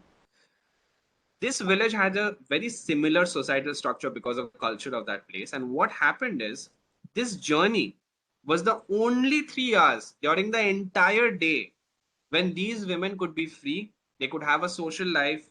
They could laugh, have fun, spend time with their friends, away from the responsibilities of home, just for some time, just to feel like they belong to a community and they could interact with their friends, and they loved that. So this journey, which seemed like hardship for us, was actually the best time of their lives, because this was the only time that they had to socialize with each other, the only time. Otherwise, they were not allowed. And by making it easier to get water in the village, the social entrepreneurs snatched freedom from them, right? And we always know this, that we would any day choose freedom over convenience. Like think about it, like when college reopens, and if your parents offer to come and pick you up from college and take you home in their air conditioned cars where you reach home in 10 minutes, as opposed to taking the metro, or like the public bus and taking like 1.5 hours to reach home, भीड़ में, पसीना में, लेकिन फिर भी आपको दोस्त लोग के साथ ज्यादा टाइम स्पेंड करने को मिले, you will always take the second option, not the first. Right? Freedom is more important than convenience in most cases, and that's the problem that they made here, which is they didn't really understand the fact कि problem ही गलत था. So why this is important is because when you build product market strategies, when you prepare for market launch, no matter what you're building, sometimes and in most cases things will go wrong and things will not work. ठीक है? जरूरी नहीं है हम हमेशा की solution में problem है. कभी कभी ये भी हो सकता है कि आपने problem ही गलत समझा है. Maybe you didn't understand your customers. Maybe you didn't understand what problem you're solving. Maybe you just got the very basics wrong because of which your solution is not working. So before you start thinking about product में क्या गलती है, एक बार take a step back and ask yourself the question कि हमने problem सही से समझा क्या? Did we make a strategy for the right problem, or did we just end up not understanding the problem at all? It's very important as a lesson. Most of us tend to forget it, especially as a first-time entrepreneur, because you will be so obsessed with your product. Yeah. By the way, it's a happy ending story. And here's a lesson for all of you. If you want to launch something in the market, actually implement it in the field. That's what I consider launching, right? Making sure your users can use it, make money, whatever. You have got to learn the skill of shutting up and listening. हम कितना बात करते हैं भाई, हम pitch करते हैं, हम अपना प्रोडक्ट के बारे में बोलते हैं, सबको $1 million आइडिया, अरे सुनो, अरे हम आके आपका प्रॉब्लम सॉल्व करेंगे. We don't listen. You have to learn the skill of shutting up and listening to your stakeholders. पहले पूछो, even before you launch in the market, even before you assume that your product is not working, even before you blame it on something like the pandemic, stop for some time. Go to your customers, go to your users and ask them कि भाई हम जो समझ रहे हैं आपके बारे में क्या वो सच है? Is that really what is happening, or is it something else? Always make sure that you shut up and listen to your stakeholders and look at the problem from their perspective, look at the world from their perspective, right? By the way, it's a happy ending story. पता है solution क्या है actually that worked? Any guesses? What was the solution that worked? Any guesses? Happy ending story है. उनको समझ में आ गया, वो लोग भी शट अप एंड लिसन कर लिया, उनको समझ में आ गया कि चलो प्रॉब्लम ही गलत था, ये जर्नी तो प्रॉब्लम है नहीं. You know what the solution was this right here. The journey was not the problem. The problem was the fact that it was difficult for them to carry water in their journey. The buckets were the problem, not the journey. So keep the journey, and instead of spending money trying to build like a pipeline system and install tube wells, how about you just build buckets that can be rolled on the ground, right? You're solving the same problem, but it's just a better approach to it. It's cheaper to build this. It's like a plastic bucket that is like a fraction of the cost of what it would take for you to dig a hole and put a pipeline and like build a tube well. Cheaper, more durable, and this is something that the people needed and wanted. Sounds good? Because the journey was not the problem. So keep the journey, just make it easier. And of course, these can be rolled on the ground. You don't need to carry it on your heads anymore. So no back and neck problems, no evaporation, no spillage. And of course, because you're rolling it on the ground, you could now carry way more water than what you would on your heads. You can carry 5 to 6 times more water in these buckets. Pretty cool, right? So that's the power of really understanding if you're solving the right problem. And remember this, guys, there's always a very high chance that when you understand the right problem, you might have to pivot your product a little bit. किसी ने सुना है इस word पहले? We will actually look at pivoting in a little bit more details in week 2. But have you heard of this word before, pivot? So pivot का मतलब होता है कि आपको जब realize हो जाता है that the market conditions have changed, और जब आपको realize होता है कि यार हमने problems सही नहीं चुना था, या फिर आपको realize होता है कि there's a better opportunity that we can tap into than what we are doing, keeping in mind the same vision, you sometimes pivot as a company and you slightly change what you're offering, but you make sure that you are still solving the right problem. Sounds good? Yeah.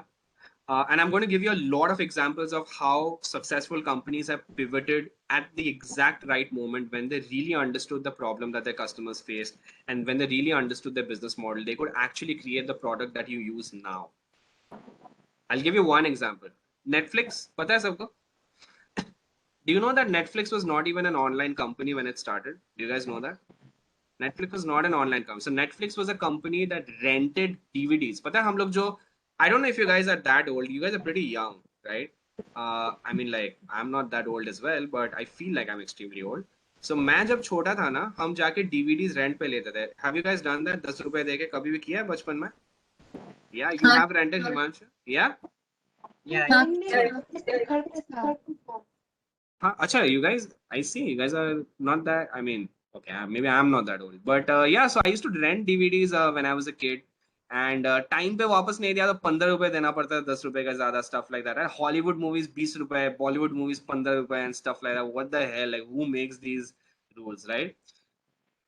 Netflix was actually a competitor to Blockbuster. Both of these companies would give subscription services rentals for DVDs. Okay? When Netflix realized the direction in which the world is heading, and when they realized some real solid problems that their customers have, and when they realized that a better way to offer solution is actually if you move online, that is when they pivoted from an offline uh, movie renting company to an online movie subscription company, right? And that's how Netflix, the version you see right now, was. So every company pivots, but you cannot pivot unless you really go back to the drawing board and you ask yourself, what is the problem we are solving? Right problem hai kya? Has the world changed? Should we look at a different opportunity, and should we change our business model accordingly? Sounds good. Yeah. Here's another problem. Here's another example, real case study again, and one last example just to drive the point home. Does anybody know what this is? किसने सुना है play pumps क्या होता है? Do you know what this case study is? All right, I'll tell you. Here's the context. आपको जो photo दिख रहा है ना, एक मेरी गो राउंड दिख रहा है, and मेरी go round.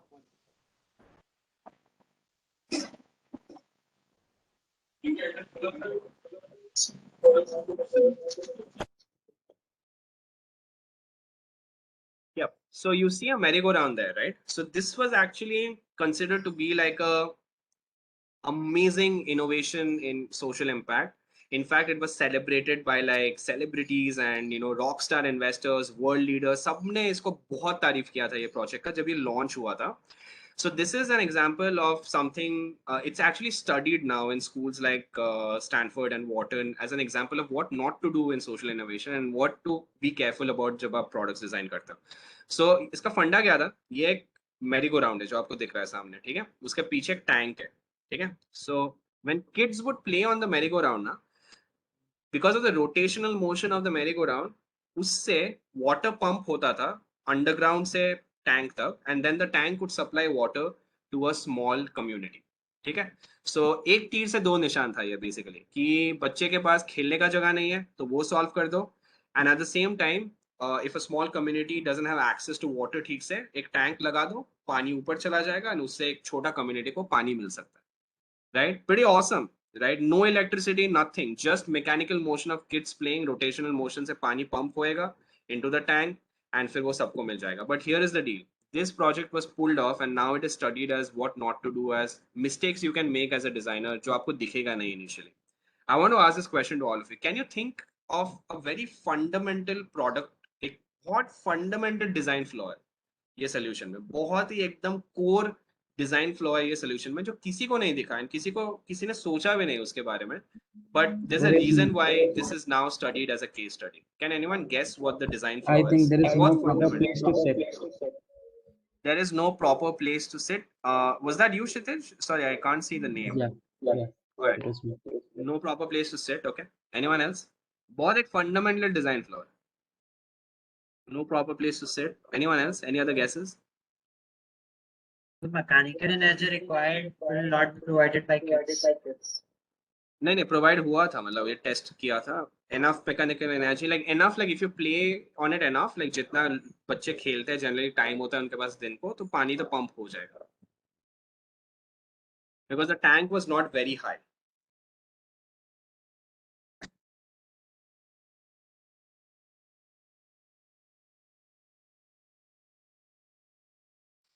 Any other design flaw that you can think of? Guess करो, कोई बात नहीं. There's no wrong or right answer. Anything else you can think of? The water will be provided to the community. Communities that children plays.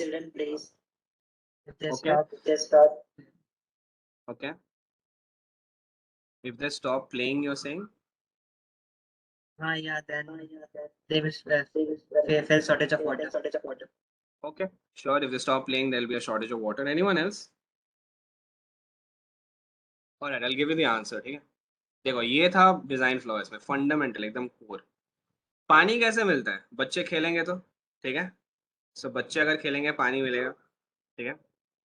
Which means कि बच्चों से आप काम करवाओगे ताकि आपको पानी मिले, right? This is a project that encourages child labor and exploitation of children. Right? If you think about what is happening, forget about merry-go-round, like forget about like games and stuff like. Just think about what is happening. बच्चे खेलेंगे तो पानी मिलेगा, बच्चे काम करेंगे अगर उस पे तो पानी मिलेगा. It is there is a possibility very strong that there is an incentive for parents to make their kids play on this in order to get water, right? That's the way you get water. That's what you're telling. That's the story behind this product. So it is using बच्चे बच्चे को काम करा रहा है पानी के लिए, and it's a project that encourages child exploitation. Nobody thought of this, but that's what the project is, right? Which is why it's studied. So you can go ahead and read more about it. Sorry, that was Alexa. You can go ahead and read more about it. It's called Play Pump. It's a project. It's now studied as a case study of things that people miss out on when you make solutions. Again, the reason I'm telling you this is आपको कभी-कभी लगेगा that your product is amazing, but unless enough people have used it, you do not realize the shortcomings and the issues that can exist with your product. So something that we're going to really look at is where I'm going to be pushing y'all in order to objectively think of what could possibly go wrong in your product or solution if a million users start using it. What could possibly go wrong? You need to account for these things because sometimes they make or break companies. Got it? Make sense? All right. Having said that, basically what you're trying to talk about here is empathy. You need to start looking at the problem not from your perspective, but from your stakeholders' perspective in order to understand these things better. Now, here's basically what we are going to be looking at. So product market fit and what we are discussing here has a lot to do with empathy, because unless you can look at your product and your solution from your stakeholders perspective, आपको कभी नहीं समझ में आएगा कि product market fit कराना कैसे है, because you can only figure that out once you start looking at the problem from their perspective, right? So product market fit is basically comprises of two things. One is on the demand side, which means your customer side. You need to identify your target customer segment, and you need to also understand your customers well. You need to understand their needs, you need to understand their values, you need to understand what are the alternatives available for them. So you really need to understand your customers well. That's number one. Okay. And the second is on the supply side, which means tumhare wale side mein. So that involves like building the MVP and building the value proposition strategy, building a customer acquisition strategy, all of that stuff. जब दोनों fit into each other, which means when you understand your customers' needs, wants, when you understand your target segment, and when the MVP is built with that understanding, when your acquisition strategy and everything else is correct, that is when they fit in with each other and you get a perfect product market fit. You have to look at both sides, right? So I'm going to look at the customer side ones. Now, these are things that you guys may already know about, but like I said, this first workshop is to ensure that all of you are on the same page so that we can move ahead to more advanced stuff from week 2 onwards. Because once I start discussing things like valuation, after कभी सोचा, does anybody here know, by the way, how do you price your product? Like, how will you price it? आप कैसे decide करोगे कि कितना पैसा कोई pay करेगा for your product or service? It's a very important question, right? How do you price your? I'm going to answer this question. By the week 3 is about this, like your pricing strategy. How will you arrive at कितना पैसा होना चाहिए? Should I price it at 18,000 rupees, 20,000, 15,000? How will you decide that? Right? It's important questions you got to ask yourself before you hit the market. So before I get to those advanced stuff, you have to understand the basics, and I want to ensure that your basics are clear. Got it? Are we cool so far? Sounds good? Yeah. Now, here is something really quick. We are going to be looking at complex problem solving because that is what all of us do as entrepreneurs every single day. This is what you do. Okay? You will spend your time solving extremely complex problems and आपके पास हमेशा answers नहीं रहने वाले. ये 4 हफ्ते में हम देखेंगे कि हम आंसर्स ढूंढते कैसे एक एक करके. जैसे आज अपन कस्टमर्स वाला साइड को देखेंगे, इसके बाद आपका साइड देखेंगे, बिजनेस प्रोसेस, प्राइसिंग वगैरह वगैरह and all of that stuff. Now regarding complex problem solving, here something very very quickly. ये चीज पता है क्या है? You know what this is? The stuff that you see, this diagram, it's a flow chart, right? You know what a flow chart is? Do you guys know what a flow chart is? Can you tell me what a flow chart is? Can you tell me what is a flow chart? Step by step algo. It's kind of a roadmap which provides you where are the understand, where are the points to remember, where are the decision points, and what are the result points, what we want to achieve out of it.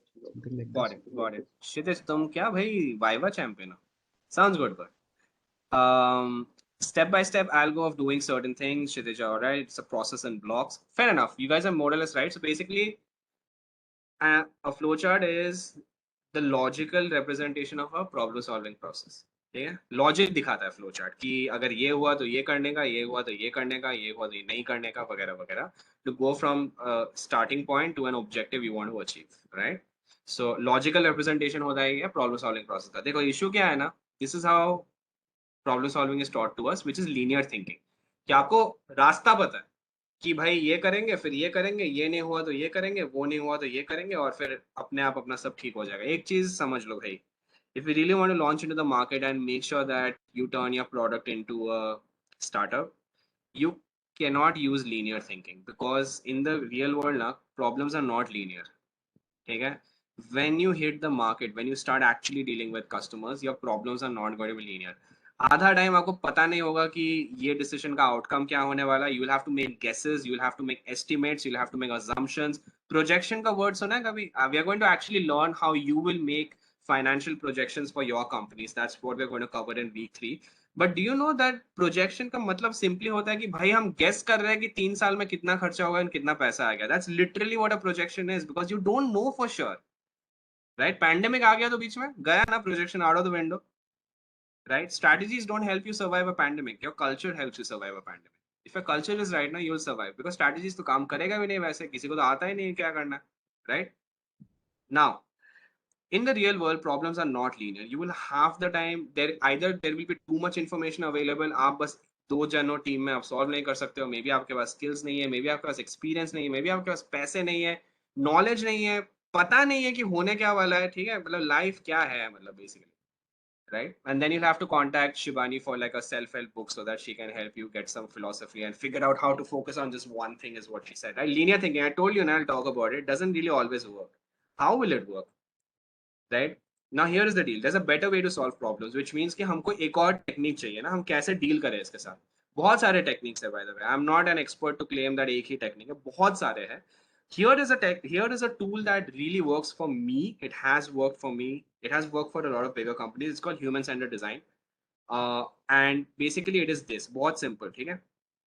बहुत ही simple. It can be applied to anything, including product market fit figure out करना. Very simply put, it's a non-linear method of problem solving.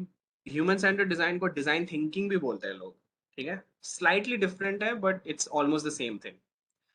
Very simply put, very simply put, how this works is 2 spaces होते हैं इसमें, ठीक है? Double diamond diagram बोलते हैं इसको. सबसे पहले हम ये पूछते हैं कि यार अपना problem है क्या? This could be anything. This could be we are struggling with getting customers, अपना product तो सही है लेकिन हम revenue नहीं कर पा रहे. It doesn't matter what your challenge is. It doesn't matter what you're trying to solve, but you always begin with a challenge. ठीक है? तो सबसे पहला चीज जब challenge होता है ना, so there are 2 diamonds that you can see, right? Which is why double diamond. सबसे पहला चीज, you start with a challenge and then you diverge and you discover, which means उस problem के बारे में अपना assumptions अलग रख के, shut up and listen करके, keeping your biases and ego aside, सबसे पहले आप discover करने का कोशिश करते हो everything you possibly can learn about the problem. जितना डेटा हो सके, जितना इंफॉर्मेशन हो सके, जितना नॉलेज पॉसिबल हो सके, प्रॉब्लम को जानने का कोशिश करो from as many perspectives as possible. ठीक है, तो इसको होता है डिस्कवर, विच मीन्स कि you focus on quantity not on quality. आप पैटर्न्स नहीं ढूंढ रहे हो, आप कॉज इफेक्ट नहीं कर रहे हो, आप कोई मैपिंग नहीं कर रहे हो, बस simply are trying to collect as much information to understand the problem. ठीक है, once you understand the problem enough, discover, उसके बाद आप डिफाइन करते हो. That's a converging phase. If you notice, it converges, which means You now try to look at causes, effects कि इसके वजह से ये होता है, redundant information आप हटाते हो, filter करते हो कि ये applicable है मेरे लिए, ये applicable नहीं है. You ultimately converge and define and come up with something called a design brief, which is a reframe challenge statement. मतलब you tell yourself how might we create let's say a customer acquisition strategy that can work online uh, and let's say overcomes the limitations to marketing during a pandemic. बहुत specific problem statement बनता है उसके पास, which becomes a design brief. Right now, once you have a design brief, which is your reframe challenge statement, what happens is again in the solution space. By the way, अभी तक आप solution नहीं खोजते हो. You don't try to think of the solution. You don't try to think of ideas for how to solve it. You just focus on understanding the problem. Once you do that, then you move to the solution space, which means now you start thinking of इसको solve कैसे करेंगे. So again, divergent, which means you start looking at ideating, start thinking of what possible ideas or strategies could work to solve this. आप test करते हो, आप trial करते हो, आप A/B टेस्टिंग करते हो. We look at how to run A/B tests as well, by the way. So you do A/B tests, you do trial and error. आप खोजते हो, आप ढूंढते हो कि क्या हो सकता है जो ये सॉल्व करे, as many as possible without deciding कि यही एक आइडिया है जिसपे हम काम करेंगे. Don't do that. Try to keep as many options open and learn from as many options as possible. Now, when you've tested and tried enough is when you converge again, which means now you take what you've learned from those, you prototype, you test your solution, you see what works, and ultimately you end up with a well-formed solution. This process can be applied to anything: product design, entrepreneurship, figuring out your business model, figuring out your customer acquisition strategy, figuring out your sales process, figuring out a challenge you're facing in your sales process. Doesn't matter. You can apply it to anything. And it's a more iterative way of solving problem, taking stakeholder view into account. And again, it's non-linear, which means that you keep iterating inside this to make your solution better and better. Got it? Makes sense? Yeah. All right. Now, since we are talking about product market fit, एक चीज याद रखना कि problem space and solution space के intersection पे आपको actually वो insights मिलते हैं that allow you to have a product market fit. Right? It's at the intersection of the problem and solution space, because your problem space is about understanding the problem, understanding your customers, your stakeholders. Solution space is about ideating, prototyping. उन दोनों के intersection में is actually where most of the insights that will help you achieve a core product market fit lie. If you only move to one side, मतलब if you spend too much time thinking कि अपना product तो perfect है, हम बस जाके बेचने का कोशिश करते हैं, नहीं बेचने वाला. या फिर if you think that you understand your user segment completely well and there's no need to do any further research, it will not work. You need to take both into account. Sounds good? Now, बहुत बढ़िया लगा सुन के ये सब चीजें, लेकिन हम ये करेंगे कैसे? How are you going to do this? Now, here is a certain tool that you can use, and that is basically going to start helping you to think about this stuff, right? पहला बात ये याद रखना कि customers को समझने के लिए आपको कस्टमर के पास जाना पड़ेगा. ये आप कस्टमर आपके घर पे तो है नहीं, right? They're not in your college, right? They're not in your classroom, they're not in your studio, they're not in your office, they're not in your bedroom. They are not where you currently are. In order to understand your customers, you have to go where your customers are. And if you can't go in the pandemic, you have to figure out a way to meet, like to talk to them.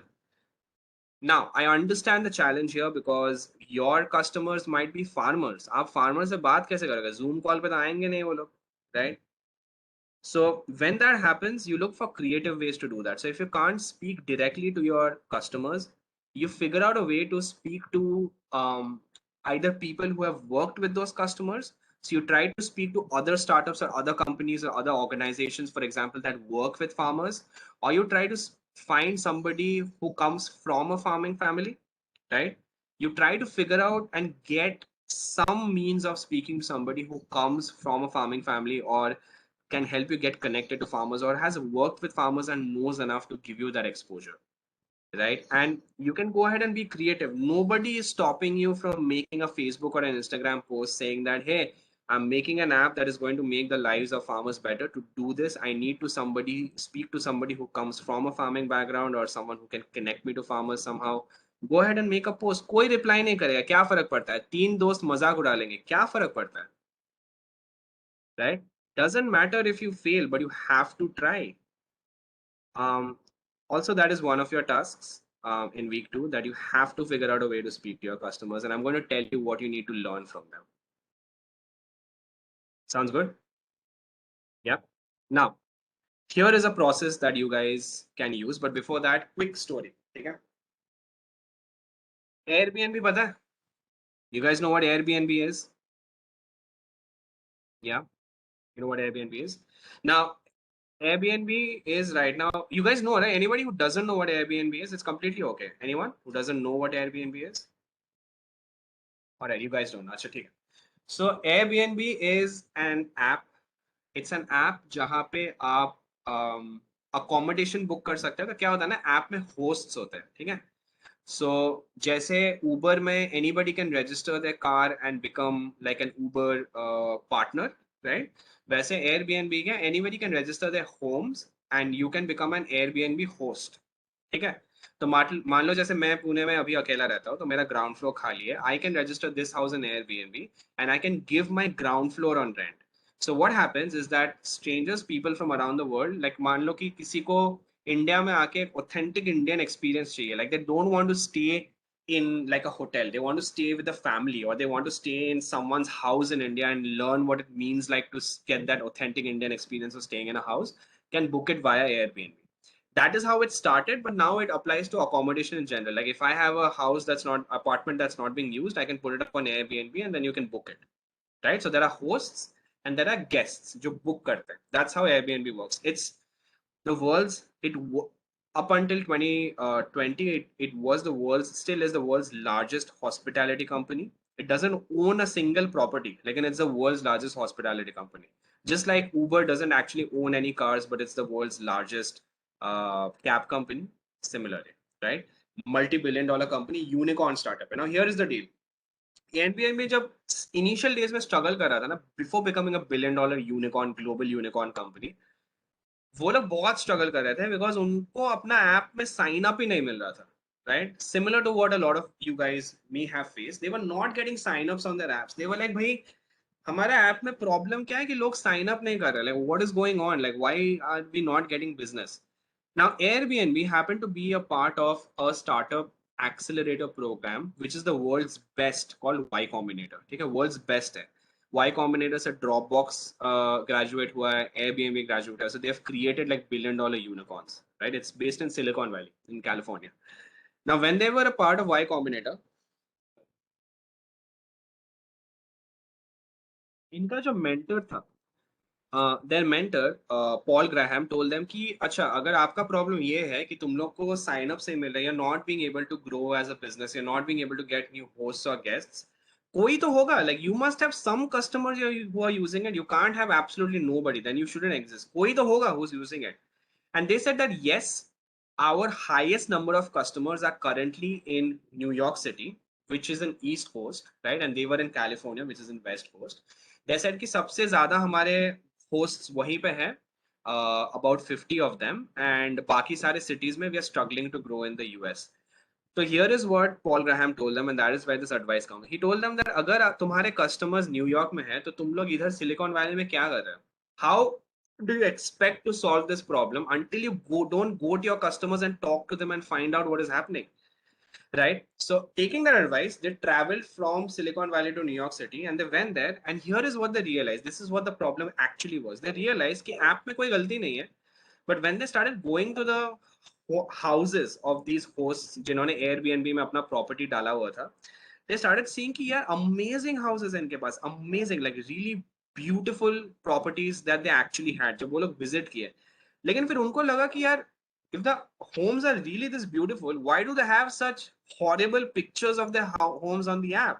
उनको ये realise हुआ कि घर बहुत सुंदर है सबका, लेकिन घर का तस्वीर इतना घटिया डाला है सबने ऐप में, मतलब वो तस्वीर देख के फाउंडर्स भी नहीं बुक करेंगे an Airbnb stay in those घर. And they realized the problem was not in the app. The problem was कि किसी के पास अच्छा कैमरा नहीं था. This was before smartphones had the kind of cameras we have now. We had those VGA cameras back then, right? जैसे 3GP videos बनता था, and a horrible like 1.2 megapixel was the highest. That's the kind of cameras that everybody had. So उनके पास access ही नहीं था अच्छा कैमरे का, इसलिए अच्छा फोटो नहीं डालते थे, फोटो गंदा डालते थे तो उनको होस्ट नहीं मिलता था कि वो जो रहे, लेकिन घर was really beautiful. So here's what they did. The founders hired professional photography equipment. They would photograph the homes of their hosts, upload those pictures on their behalf, and then they would come back to Silicon Valley, attend their classes, and then again go back to New York in the East Coast, take pictures, upload it, and they would keep doing this. They did it, and in 3 months, they saw record growth for their users in that particular part of their customer segment. And they realized that the problem was not in the app. The problem was कि customers के पास cameras ही नहीं है, तो वो लोग app में photo कहाँ से डालेंगे? Right? Again, important lesson, because unless you speak to your customers, you will just keep running in circles trying to think कि हम app में क्या बेहतर बना सकते हैं, you know, how can we get a better business model? It's not going to work for you until you really understand what the problem is. Got it? Makes sense. Now, here is a quick, very quick model to help you guys map your customers and really understand them. Now, आपने ये तो कर लिया, सबको पता है अपना customer कौन है, आपको ये सब तो पता है, ठीक है, कि कौन हो सकता है, कहाँ रहेगा, ऑक्यूपेशन क्या होएगा उसका, डिजिटल कॉन्फिडेंस कितना है, कैसा कितना पैसा कमाता है, all of that stuff you already know. I'm sure you already know since you have a prototype and a product. But here's another list of questions that you should answer. They really help you really understand your customers better. So here are some questions. सबसे पहला, what are their interests? Problem बाहर में जाए. Customers का interest क्या है? Are they interested in sports, cricket, Bollywood? ठीक है? What are they interested in? Music. You might feel like it has nothing to do with your product or service. You might be making a healthcare product. आपको पता चला they're interested in Bollywood. You will be like, क्या मतलब है ये information का? I'm going to tell you right now. This is the kind of information that makes or breaks or creates amazing products out there, right? So what are their interests? Second is, what are their habits? You need to also figure out कि उनका daily habits क्या है. Your customers, from the time they wake up in the morning till the time they go to sleep at night, what are their daily habits? What do they do? Okay, how do they spend their time? You should know this, like right down to the last detail. Okay. You also need to find out what do they care about and what do they value. Very important questions. Seem like it's the same thing, but it's not. So what this basically means is, what do your customers care about? Like, do they care about their child's education? Do they care about politics?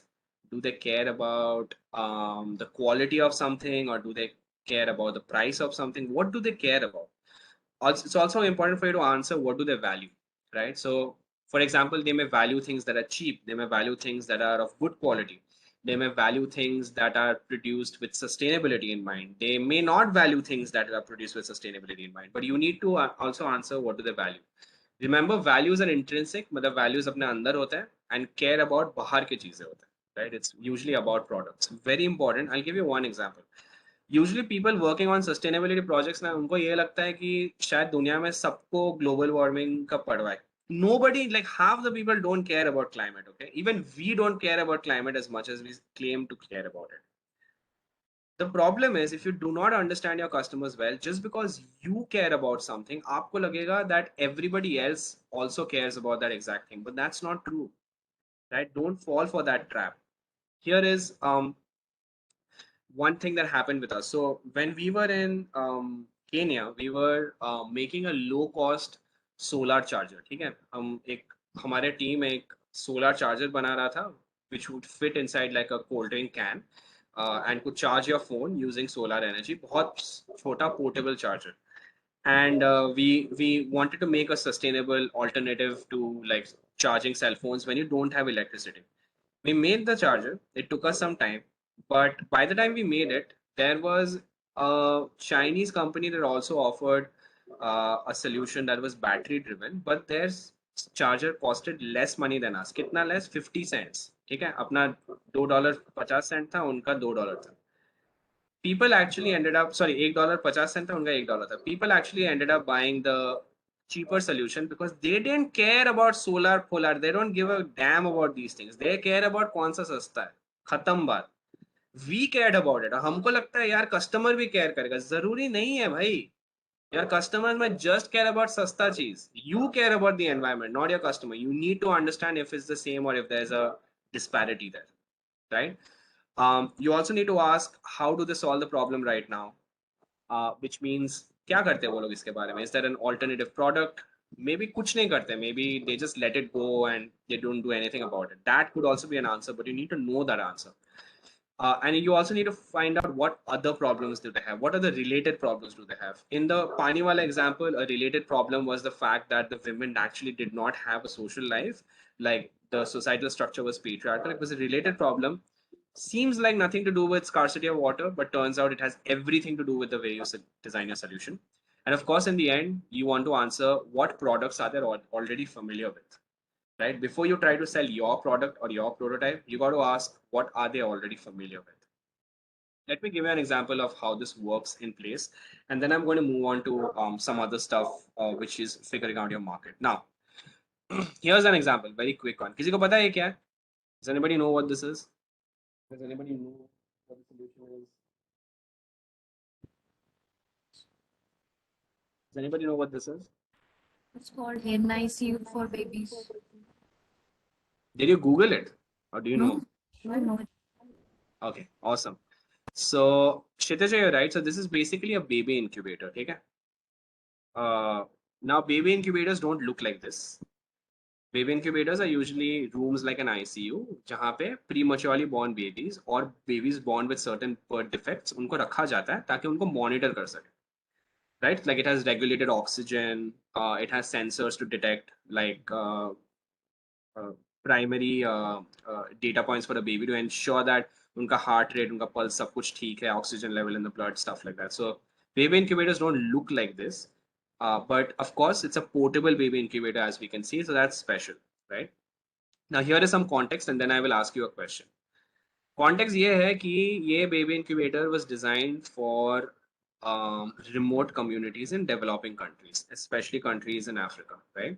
जहाँ पे access to healthcare infrastructure almost नहीं है, ठीक है, which means doctors नहीं है, ठीक है, hospitals बहुत कम है, healthcare workers, biomedical engineers, very hard to get. So जहाँ पे access to healthcare infrastructure is low, it was designed for that kind of a place, ठीक है, because the infant mortality rate in these places was really high, which means that a lot of babies would die at childbirth for various reasons, like mother's health, malnutrition, a lot of reasons. But one of them was also the fact that there was no access to proper healthcare infrastructure. Now, this baby incubator was designed for communities like that in Africa. Of course, it's special that it's portable, but it was a little extra special because it was also featured on Time Magazine's list of the 50 best inventions of 2010. I think it was featured in Time Magazine. Now, I want to ask you this question.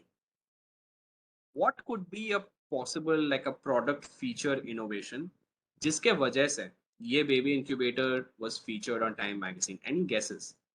What could be like a possible product feature innovation that made it so special?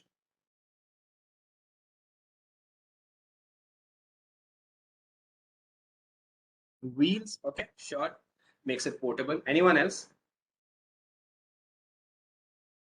Affordability, sure. And maybe it was cost effective. Anyone else?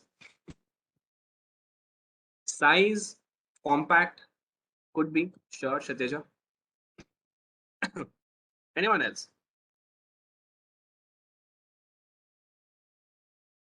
What could be a possible product feature innovation इसमें that made it so special? So wheels, portability, affordability, compact size, anything else you can think of?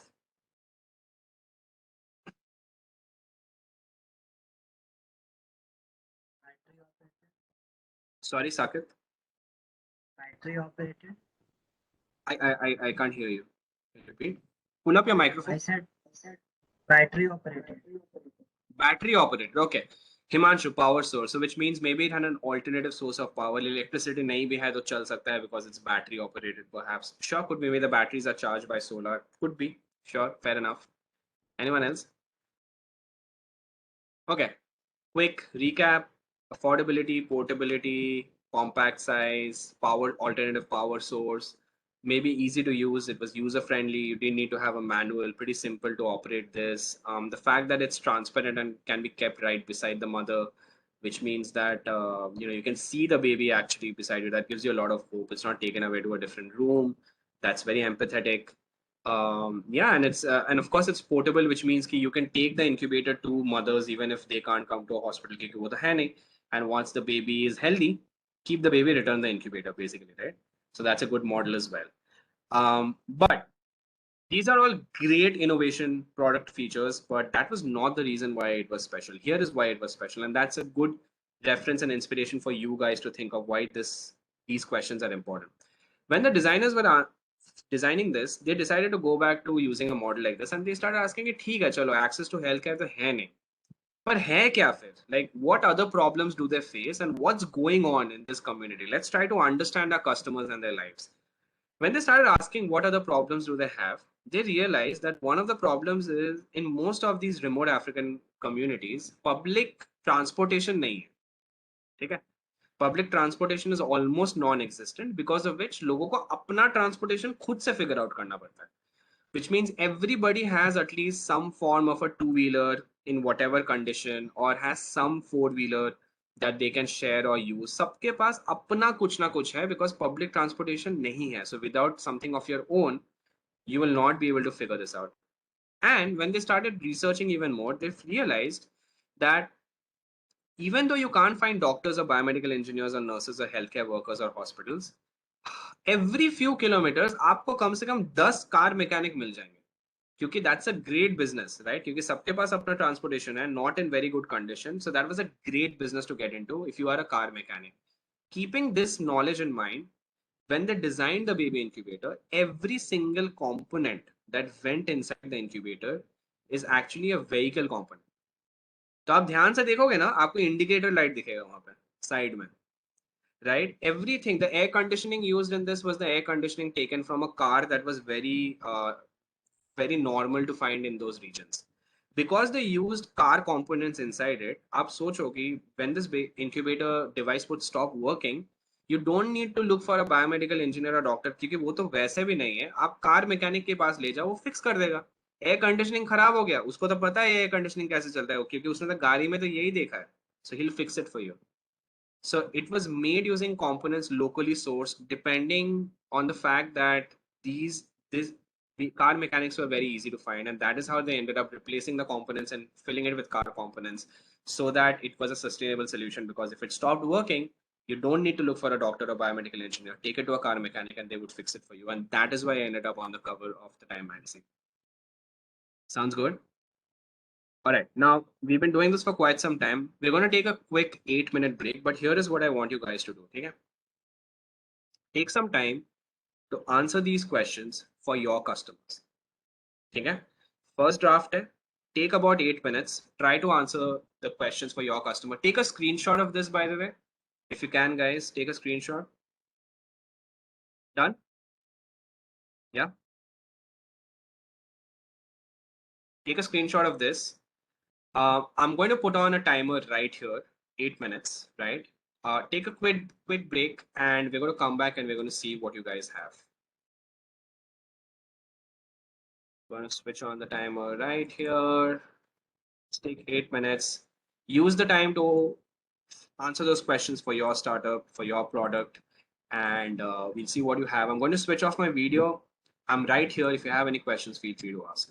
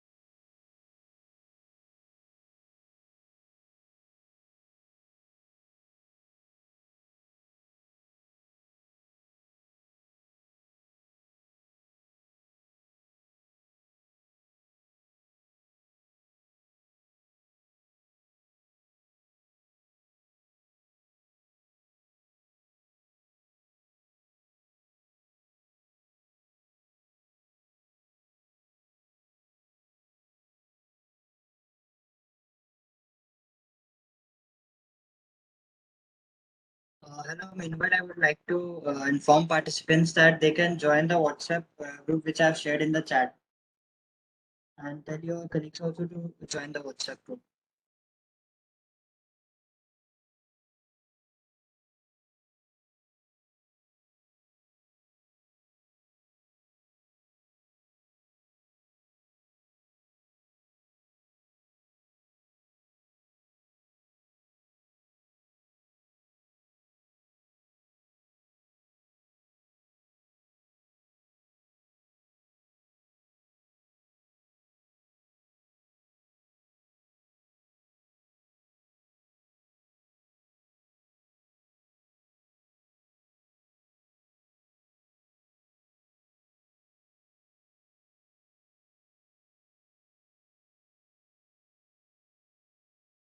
Back.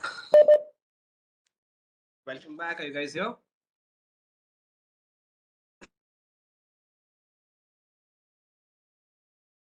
Yeah, Rohan. Awesome, awesome.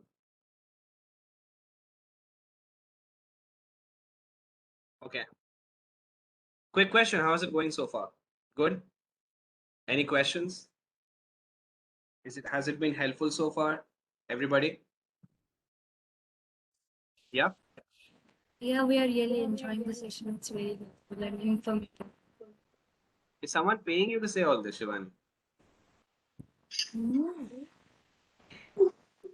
Or is this also scripted, like fasten your seatbelts? No, that was not scripted. That was It was real? I'm so sorry. I'm just messing with you. Okay, don't mind me. By the way, if you want a culture of the bootcamp to be no jokes, we can write it, and then I'll be like dead serious and talk to you. Jokes are fine. Yeah, it's fine.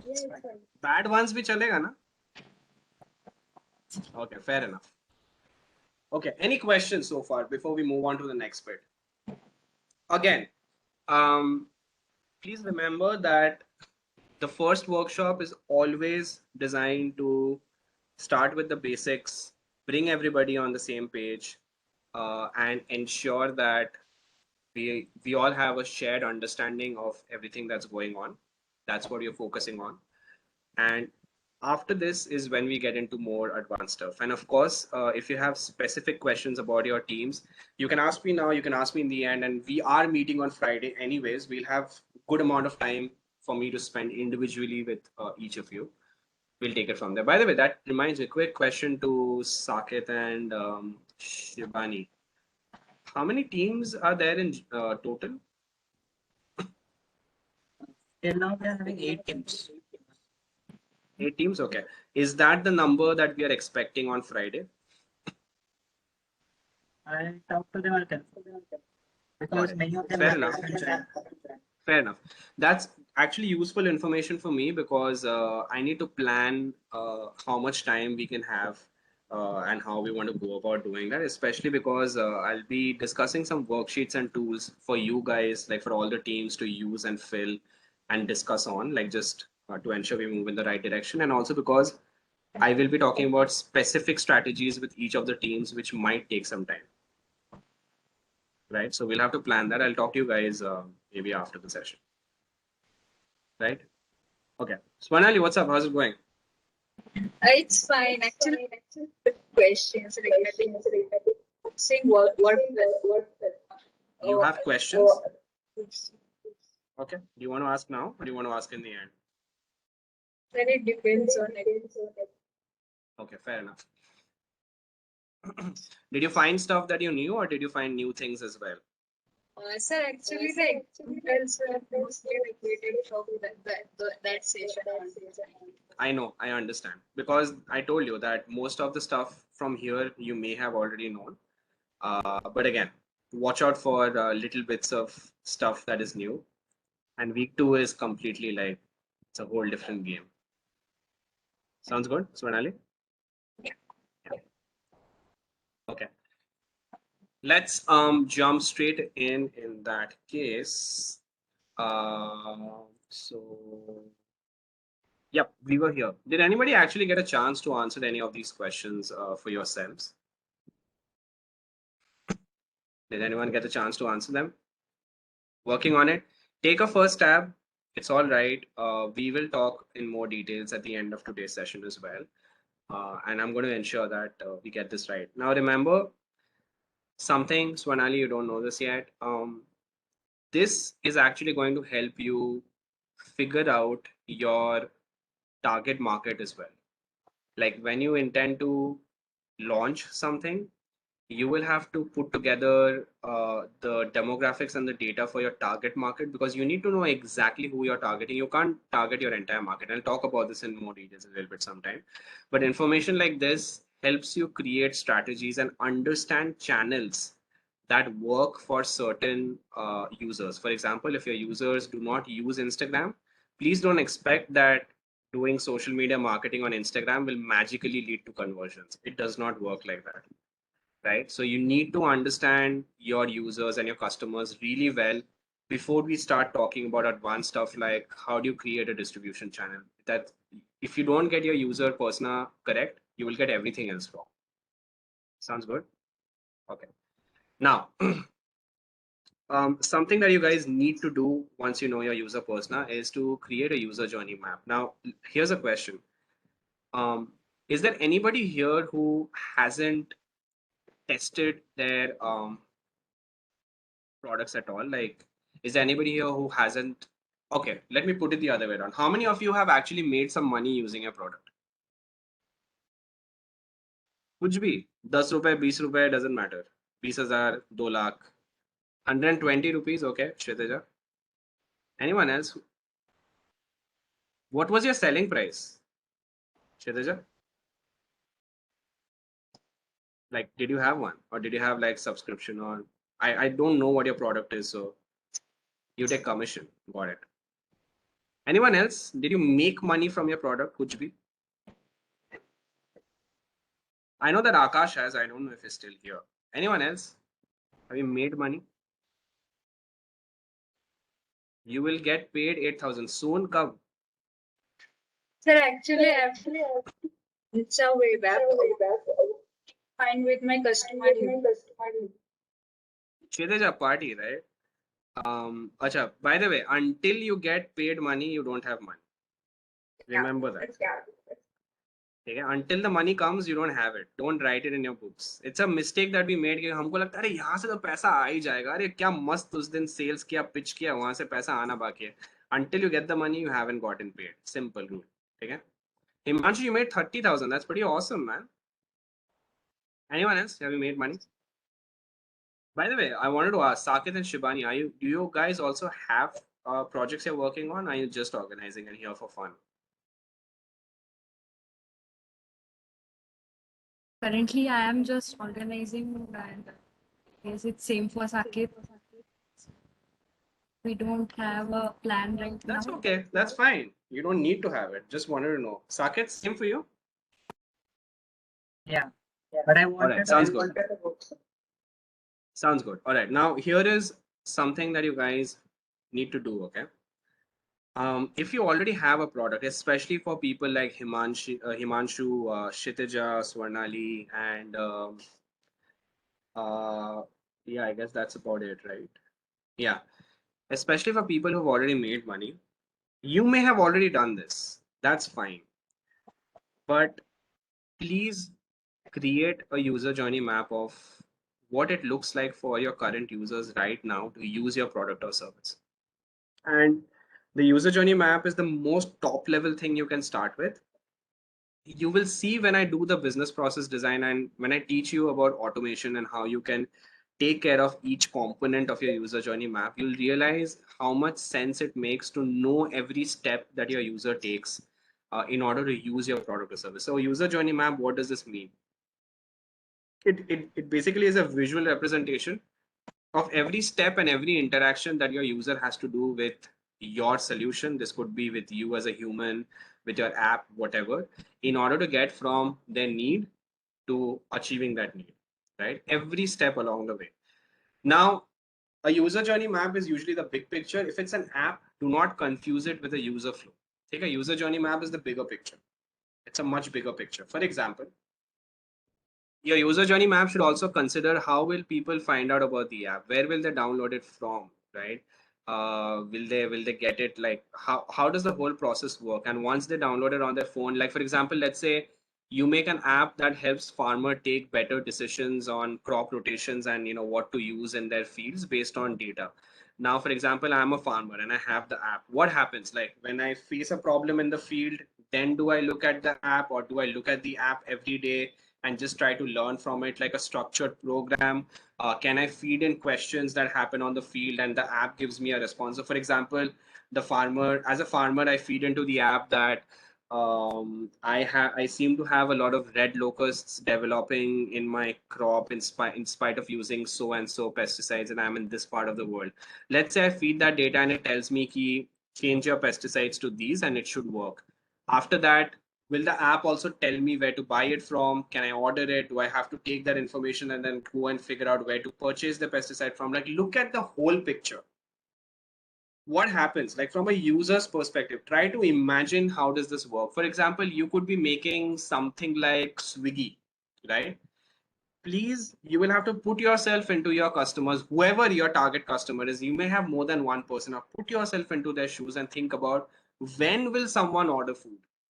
Does someone look at Swiggy when they're hungry, which means that they will need food as fast as possible? Do they look at Swiggy when they're planning to have a party at night, which means that they will look at quantity of food and different variety of food, even if it reaches in the evening? So that's actually one of the major differences between like Big Basket and something like hyperlocal delivery like Dunzo.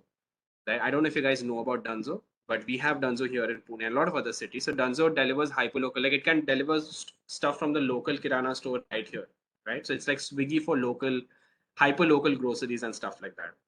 So Dunzo gets me orders in 20 minutes. Big Basket is usually better. Grover's Big Basket sometimes takes 1 day to deliver orders for lesser price and like bigger quantities, right? So that's how people decide. Put yourself in your user's shoes. Your product is not the solution. Make it a central part, but look at what really is the process right now for your users to use the product or service. What happens? What goes on in their minds? When do they buy it? What happens after that? Do they wait? Do they get notifications? Does someone come to the door? Do they get it? Are they asked for feedback? Like what happens?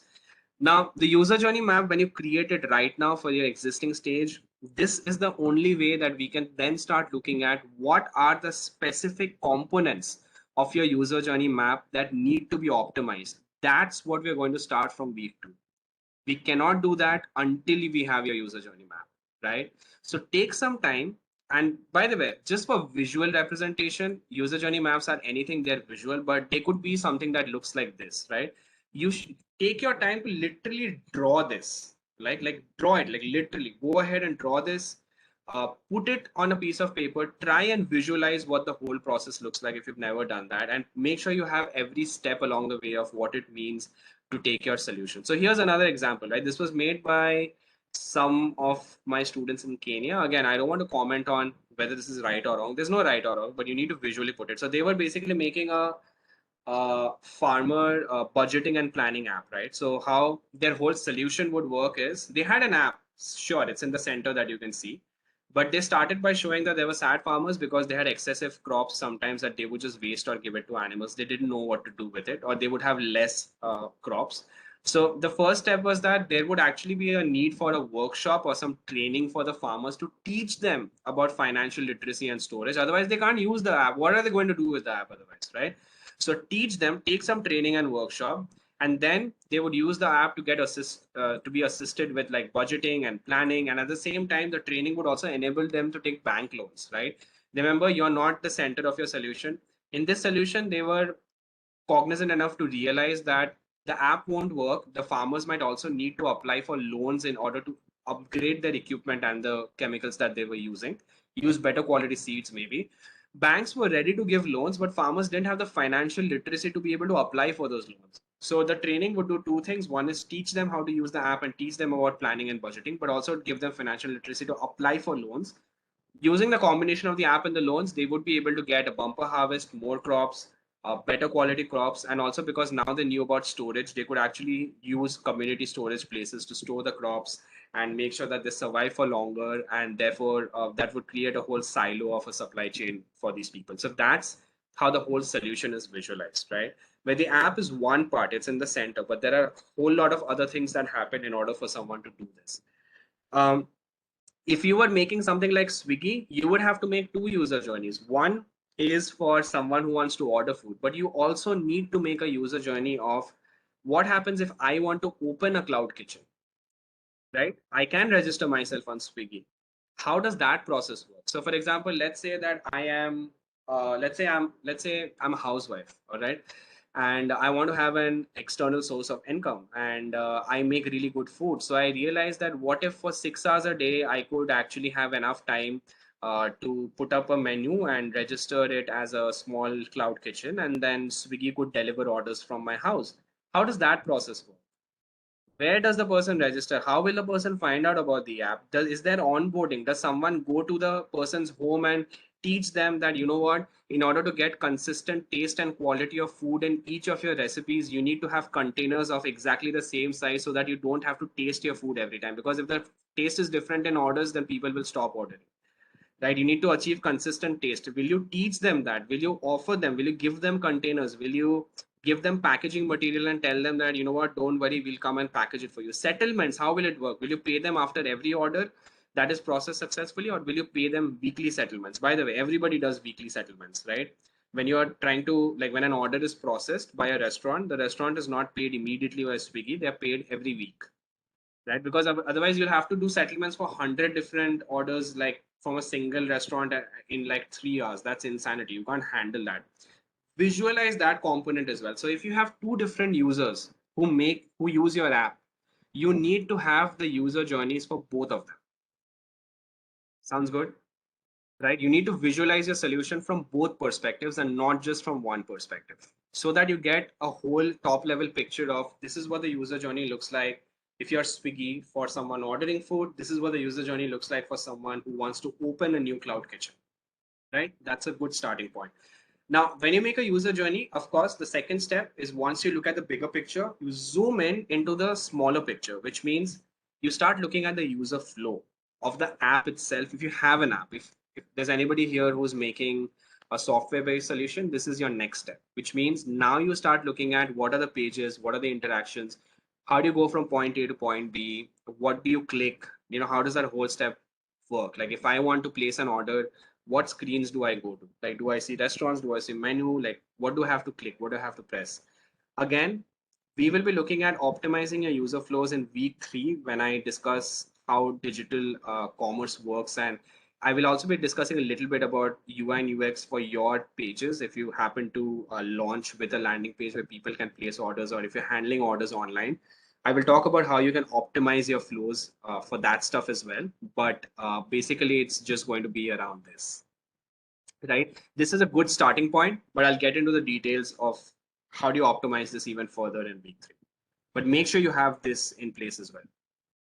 Now, something to understand is, especially when you're launching for the first time, which is what all of you are in right now, irrespective of how much money you've made, you're very early stage entrepreneurs, very, very early stage, right? Some of you have not even broken into market yet.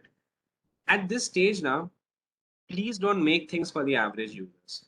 It's not a good idea. Most people talk about things like, designing for the average user, you've got to make something average user ko ye samajh mein nahi aayega. That's actually not a very good idea, because designing for the average user at this stage does not really help much. And I'll tell you why. Now, the first problem is that average user by definition, it means that a user who's an average of all your user personas, right? So क्या होता है ना, average user is taken by combining. You combine all your different kinds of users, आप फिर एक average बना देता. The average is sometimes either too unique, मतलब वैसा actually कोई है नहीं तो it is so specific कि it doesn't cater to anyone. I'll give you one example. Average user के लिए, let's say that you are a sustainable, you make jeans using sustainable materials. ठीक है, you are a company that creates bottom wear using sustainable materials, textiles. Now, let's say you start with an original population. If you take average height and then average height and weight, and then average height, weight, and hips width, you will end up with something that's so unique and so niche, may not be a very good idea in the beginning. Instead, you should actually focus on a certain segment of your population. It's a much better way to do, right? So designing for average is not a good idea initially. In fact, when you're about to launch in the market for the first time, the best way to approach it is if you design for extremes. and not for average. इसका क्या मतलब होता है? इसका मतलब होता है your average users are your majority of users जो थोड़े बाद में आते हैं, जिससे आपको validation मिलता है कि हाँ चलो कि ये market में accept हो गया, वो तो बाद का बात है. आपका सबसे जरूरी insights आने वाला है from your early and late adopters. Early adopters मतलब answer the question who are probably going to be the people who are going to be the first ones to start taking your product or service. सबसे पहले who are the people who will take up your product or service and start using them. ठीक है? Those are your early adopters. Late adopters are the people who resist your product or service even though they face the problem and are within your customer segment. So usually when you're offering digital solutions, your late adopters tend to be senior citizens and elderly people, like people who don't trust or are not as comfortable with technology, usually, but they could be more, right? Here is the deal. When you create something for your extreme users now, which means your early and your late adopters, you get the most amount of insights because they really show you सबसे ज़्यादा high priority issues that you should focus on that actually helps you end up creating a better product.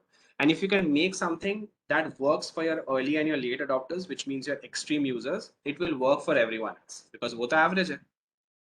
Right? So you focus on your extreme users, early late adopters. सबसे ज़्यादा insights उनसे मिलेगा. So which basically means when you try to launch in the market, you got to be very focused. And of course, I will talk in details about how do you get that kind of focus and how do you ensure that you don't end up making something for everybody. Right? Now, an example of how this has worked in the past is this has been used by people like Alexander Graham Bell, where they've made landmark inventions, right, by designing for extremes. So here's an example. Alexander Graham Bell did not make the telephone for average users. He was making it for extreme users. He wanted to figure out a way to amplify electrical signals so that, amplify sound using electrical signals so that his hearing impaired wife and mother could hear that sound. He was actually making it for his wife and mother who were partially deaf. They were hearing impaired, and he wanted to amplify sound and transmit it from one place to another using electrical signals. That's what he was trying to create, and he ended up making the telephone because it worked for them. It works for everyone else, right? So it really helps you create better products by designing for extremes and not really focusing on average users, at least not very early on. Right? And remember, it's a better idea to design with your users instead of for your users. So design with them, include them as a part of your process. Even when you're making something as your marketing strategy, it should be made with your users, with their insights.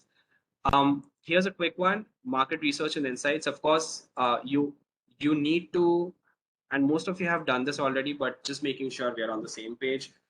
You need to know who your direct and indirect competitors are, right? Now, how do you figure that out? You understand your users, but you need to understand your market at least थोड़ा सा. इतना तो आना चाहिए before we move forward to the other weeks. You need to figure out your direct and indirect competitors. Now, what does that mean? Here's what it means. Let's say that you are making, let's say the problem that you're trying to solve is working bachelors, like pre-pandemic, of course, working bachelors reach office meetings late because they get stuck in traffic congestion. Now you want to solve the problem of traffic congestion and make sure that people reach office on time, don't get stuck on the road. Maybe you create a solution like, let's say, Uber Pool that allows you to share rides together so that there are less cars on the road, right? If 4 people are driving 4 cars, 4 of them can share 1 car, reduce the number of cars on the road, reduce congestion, encourage carpooling, solve the problem, people reach office on times, meetings on time. Perfect, right?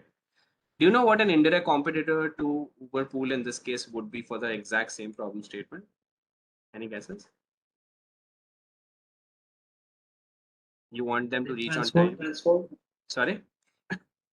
Public transport. Public transport, sure. But here's another indirect. That's a direct competitor. Here's an indirect competitor. Skype, your Zoom. Okay. Why they're indirect competitors? Because you get to reach your meeting on time by not traveling at all. वही है ना problem, right? So Zoom is offering, or yeah, Skype is offering a solution in a completely different domain for the same problem to the same customers.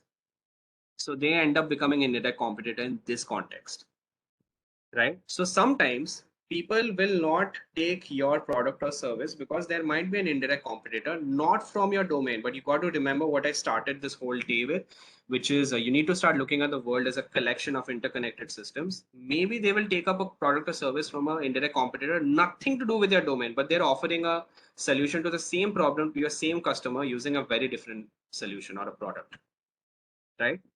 Similarly, the kind of competitors you may have is basically, let's say, direct competitors, which means that they have solving the same problem for the same customer with a similar product, right? When you say public transport circuit, that would be an indirect competitor. Transportation domain, same problem, same customer. Sometimes you could have an indirect competitor which has a different solution, which means same problem, same customer, but in a different way. Skype, right? Falls under that category. या फिर different customer, which means solving the same problem in a similar way लेकिन for two different customers of two different domains, right? So for example, you could be solving the problem of time management and task management for elderly senior citizens who tend to forget a lot of things, and you could also help solve it for let's say kids who tend to be very absent minded, right? Same problem, similar way, different customers. हो सकता है. So when you're doing your market research at this stage, before we get into the rest of the bootcamp and the program for the rest 4 weeks, this is something that you should know and find out about. Who are your direct competitors? Who is solving the same problem for the same customer with a similar product? Do you have indirect competitors that offer a different solution to the same problem with same customers, or are there indirect competitors serving a different customer but offering a similar product for a similar problem? Sounds good. Now, couple of things that you should answer while you're doing this is, number one, you should know at this stage whether your problem is big enough, and if yes, how much. How big is your problem? How many people suffer from that problem? For example, if you're automating check-in for a hotel, or touchless check-in during pandemic for a hotel, you need to know how big is the problem and how many hotels are really looking for this and can afford it and stuff like that, right? So you should know how big is your problem. At this stage, you should also know, are the primary stakeholders aware of the problem? क्या उनको पता है क्या ये problem है? Sometimes people may not even be aware that a problem like this exists. For example, I don't know if you guys know this, but almost 80% of all kitchen appliances and utensils in most places in the world have synthetic compounds present in them that are carcinogens. Did you know that? Do you know that non-stick pans have carcinogens in there? They have cancer-causing synthetic chemicals used in non-stick pans. Do you guys know that? Exactly. You are the customer, but you're not even aware of the problem's existence, and it is there in your kitchen. There's a pretty awesome movie about this, which is actually based on the true case study that you can go ahead and read. What I just said.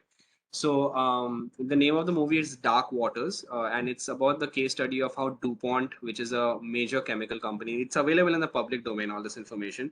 So DuPont is a company that also makes a lot of home appliances, and for about 20 years, they had been using a synthetic compound called POFA in non-stick pans and a lot of other products, and had also been polluting like groundwater supplies of communities, and people had already developed conditions because of that, because synthetic compounds like POFA, they accumulate over generations, which means that if we have it, then our kids are also going to get it from us. So it accumulates over time, and that causes almost 6 different types of cancer, right? And it's present in groundwater supplies and 99% of living beings everywhere on the world already.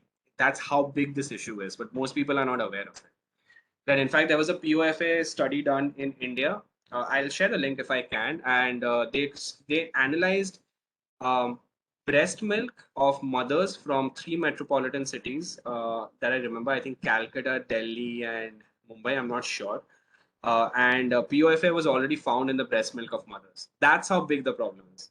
But people are not always aware of it, right? So you got to make sure, are your primary stakeholders aware of the problem? Please don't have any assumptions. Test it.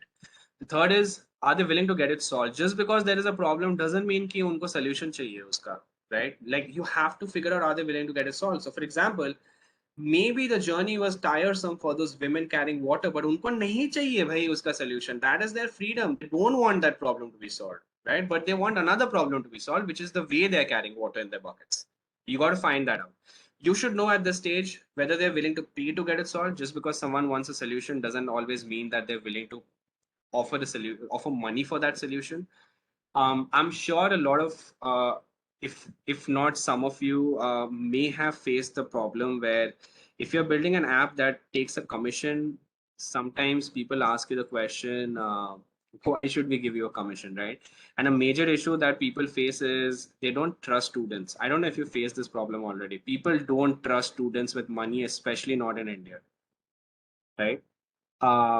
And there is a way to solve this, by the way, which I will talk about in details, because I was a student entrepreneur. I faced this problem and I figured out that there's a solution to solving this. But again, this workshop is making sure we are on the same page before we get into stuff like that. So, Kshitija, if you have faced a problem of people not trusting you with the money on or figuring out how to take commissions, I have an answer to that. I'll tell you a model that actually works for stuff like that. And to answer the question, how do you convince other people as a student to trust you with their money, right? So again, are they willing to pay to get it solved? And of course, in the end, you ask, are there any current players in the market, right? You need to figure that out. Now, here's something that you guys got to understand. And Swarnali, you don't know this because I didn't discuss this. Now, there is a difference between your total addressable market and your target market. Now, in today's workshop, I'm going to tell you what is the difference. In the next workshop, I'm actually going to tell you how to figure out your total addressable market and your target market. Like, how do you calculate this? But I want you to take the first attempt at figuring out what is your total addressable market and your target market right now, and then we'll see how close or like how close to the right answer or far from the right answer you were, right? So let me explain what this means. Your total addressable market is basically the entire market available for that problem and for the solution you're offering. Okay. So let's say that you are making a platform that offers sex education online. You're making an online sex education platform for children. Okay. Now, the total addressable market for that is actually all children everywhere that can take this. So this could be children between, let's say, the ages of 9 and 16, let's say anywhere in the world, or if you're starting with India, anywhere in India. That's your total addressable market. Like, and of course, children who have parents or a guardian, like someone who can purchase the course on the platform, because kids don't have debit credit cards, they don't have email accounts, so they can't do it themselves, right? That's your total addressable. That's like the entire market, and you sort of can calculate what the size is. Now, when you have something like that, you can take a screenshot and read this later, but your total addressable market is your entire market, right? Once you know your total addressable market, you actually come to something else called a serviceable addressable market, or a SAM, right? So your serviceable market is basically total addressable market से आप किसको cater कर सकते हो, like who is within the reach of your product. So again, going back to the example of online sex education courses for children, your serviceable market is actually the fraction of those children whose parents have access to the internet, have either a laptop or a phone or a tab at home, right? And are English speaking because your courses are in English. Got it? That becomes your serviceable market. You can't reach all children because not all children have parents who have access to internet, or let's say a tab, a phone, or a laptop, or something where they can take the course on in India. And not all of them speak English or can read English. Maybe all your courses are in English. So then your serviceable market becomes the fraction that have phones, that have computers, that have internet and are English speaking. Now, your share of the market, which means the portion of the market that you can acquire with your product or service, is an even smaller version. And this becomes a version like, let's say you say that out of this, my share of the market is going to be all kids whose parents have internet and a digital device and are English speaking and stay in the metropolitan cities, because for the other cities, it's difficult for me to reach right now. And I'm going to capture the share of the market from metropolitan cities. That becomes your share of the market that you are going to capture, right? Objectively, that's what you state.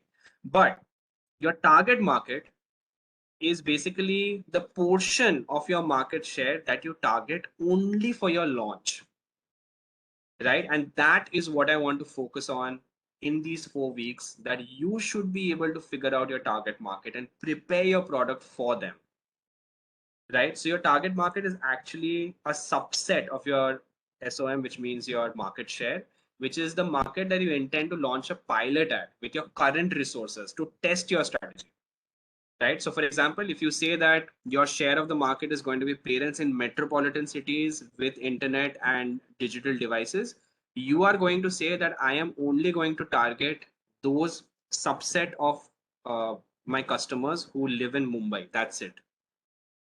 You start with a very small subset in order to test your strategy, in order to test your product, in order to learn from your mistakes, optimize everything before you move from Mumbai to Bangalore and then to Chennai and then to other cities and so on and so forth. Got it? Now, I'm going to give you one example of how this has been used by bigger companies. And of course, in week 2, when I discuss it specifically, how do you create your target market? How do you ensure that you can calculate all of these things, your pricing, all of that stuff? I'll get to it. But here's an example. When Facebook launched, right, it was a startup. It was started by a 19-year-old guy who was in a dorm room, right? Now, they didn't have the resources to make this a global product or even a product that's used by everyone in the US. So, you know what they did? They said that पहला बात तो हमारा total अपना target market होएगा Harvard University and Stanford University. That's it, 2 universities, right? They started with that.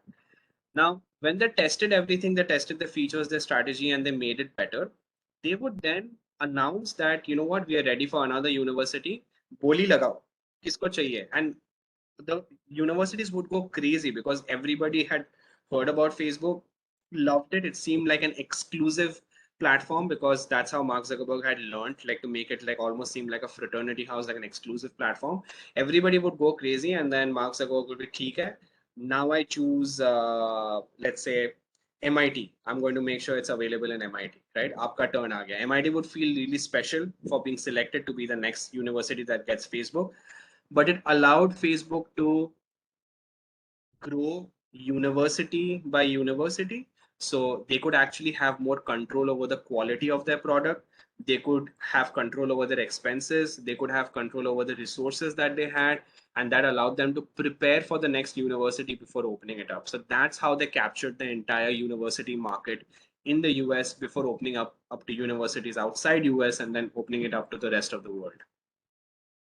Got it? So that's a strategy you use. Now, just to get you thinking, I wanted to make sure that you understand the difference between them, because we are going to be using the entire week to figuring out how to create and understand the value of a total addressable market and ultimately how to select your target market, because you need to know how to do that. Got it? Makes sense? Yeah. Just some tools right now at this stage. Of course, I'll give you more advanced tools later, but some tools right now that you can straight away use is stuff like Google AdWords and Answer the Public. You need to understand the keywords that I use. How do people talk about the problem? How do people talk about similar solutions? You can also use something like Traction, but that comes later. I'll show you how to use Traction. Services like Traction give you business insights on other corporates. You know, what is their funding, who are their customers, stuff like that, right? So you can use stuff like that as well. You can use Google AdWords, Analytics, Google Trends, you know, just to see, you know, where do the people live that's use the keywords that you're using. For example, you might be offering, let's say, let's say if you're Swiggy, so you're offering Cloud Kitchen. If you search for Cloud Kitchen, you'll be able to see which are the cities that are doing the most searches for Cloud Kitchen. Or maybe if you're offering sex education to, let's say, metropolitan cities in India, English speaking, vagera, you can actually type in sex education and see which cities have the most number of searches coming in from. That gives you some data to understand kahan rehte hain ye log jo baat kar rahe hain is bare mein online, right? It applies to a lot of stuff. Also, social media, thoda validation karna chahiye ki, you know, what are the keywords. So for example, when you create ads on Facebook, which I will be talking about as well. You get to select keywords, and you also get to select high visibility keywords, right? That help you understand. That tells you what are the keywords that people are using. Who are these people? How do they talk about? And of course, doing some research validation as well, which is looking at whether there has been other solutions developed. Are there any insights? Are there any customer behavior insights that you can get? Just stuff that you can collect online that you can use straight up right now. Yeah, sounds good. Please remember when you're doing a research that your problem has been solved in the past. ठीक है, पहला सवाल तो ये देखना कि ये problem का solution past में develop हुआ था क्या? Did someone make something for this in the past? Did any other person, any other organization try doing whatever you're doing? Maybe they didn't use an app, maybe they use some other model, but you need to find out whether there was a solution developed for this problem in the past. Did the past solution succeed or fail? If yes, why? And what can we really learn from them, right? Is what you want to figure out as well. Now, while you're doing this, please remember that you got to avoid survivorship bias. Does anybody know what that is? Do you know what survivorship bias is? Has anyone heard of this term before? Does anyone know what that is? Okay. So survivorship bias is basically, it's a kind of cognitive bias, okay? Which means कि we as human beings naturally, हमारा एक natural tendency है that we tend to process information in a way कि हमें सच नहीं दिखता. ठीक है? It's a natural tendency that we have, and survivorship bias is a kind of cognitive bias. ठीक है? I'm going to show you something and then I'll have a question for you. So here's like the most common example used in survivorship bias that I'll take very little time explaining. So हुआ क्या था, World War II के बाद ना aircrafts that had gone beyond enemy lines and they had survived in battle and वापस आए थे, उन aircrafts का they did a research to find out where they had been attacked, like where all the bullet holes were. And then they started superimposing this data on model diagrams for all aircrafts to see the highest concentration of enemy attacks kidhar hua tha for aircrafts that went behind enemy lines and survived and came back. Okay? So for a particular model, the red spots that you see are where the highest concentration of enemy attacks happened. For all the aircrafts of this model that went behind enemy lines, battle में survive किया and वापस आ गया. ठीक है? ये research करके ये data मिला. Now let me ask you a question. If you were the head of the team that was given the responsibility of deciding if you had to choose one spot from this aircraft and adding extra armor so that it is more protected, if you had to choose one spot based on this data, which area would you choose? You know where the highest concentration of bullet holes are, so which area would you choose? Any guesses?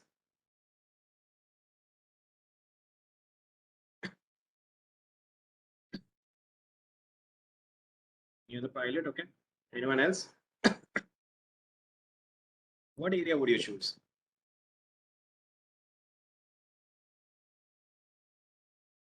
Any other guesses?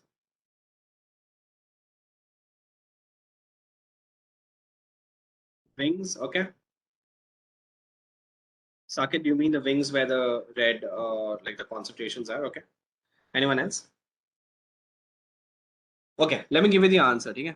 If you had to choose an area ना जहाँ पे आपको extra armor डालना चाहिए, you should choose the white areas in this picture and not the places where there are red dots. Do not choose any area that has red dots. You don't need to add any armor. Do you know why? This is the data for planes that went behind enemy lines, survived and came back, which means कि जो planes नहीं survive किए, they were attacked in the areas that are white, है ना? इसीलिए तो उसका data है नहीं अपने पास.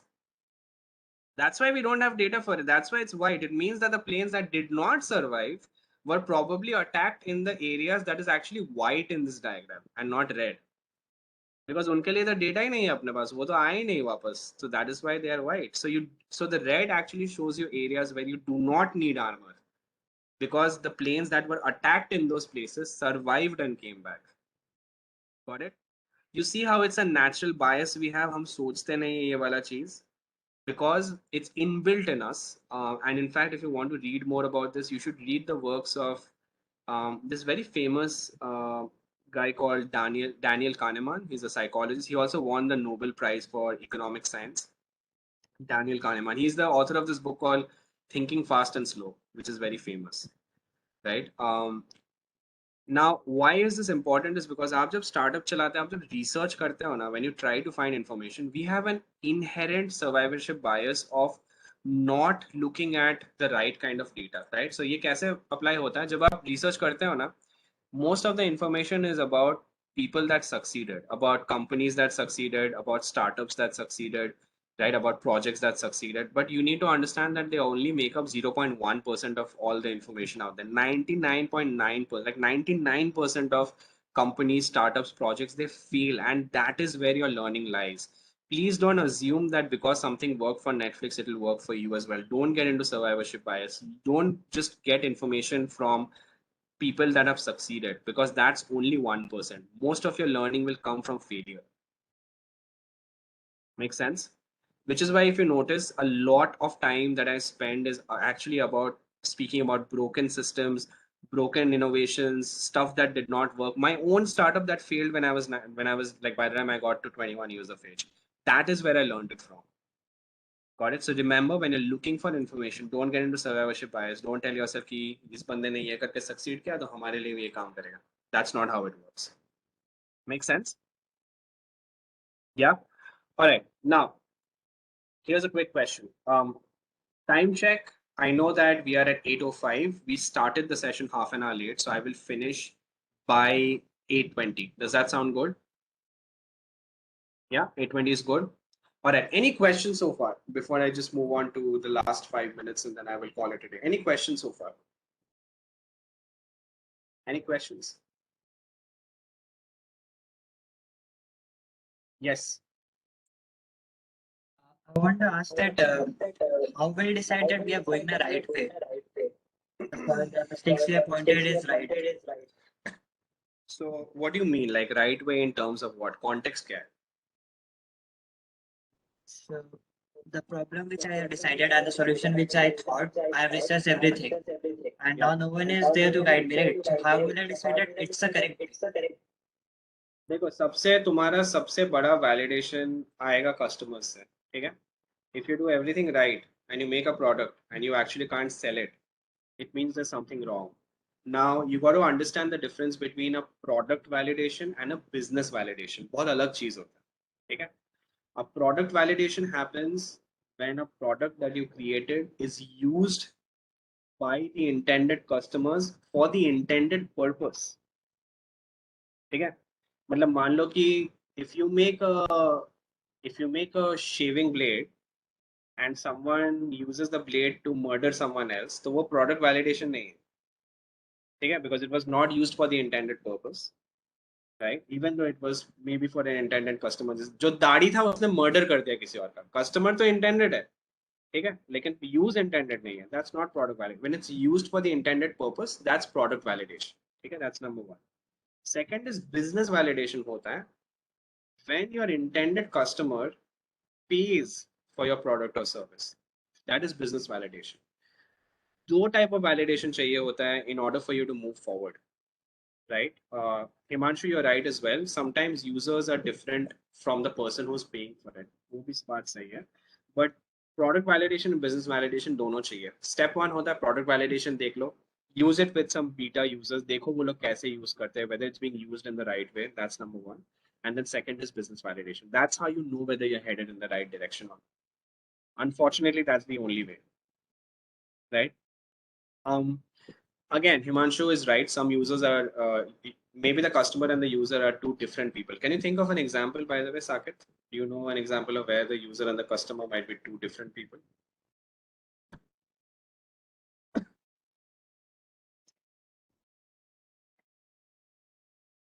Can you think of an example? So here's an example. Toy companies, okay?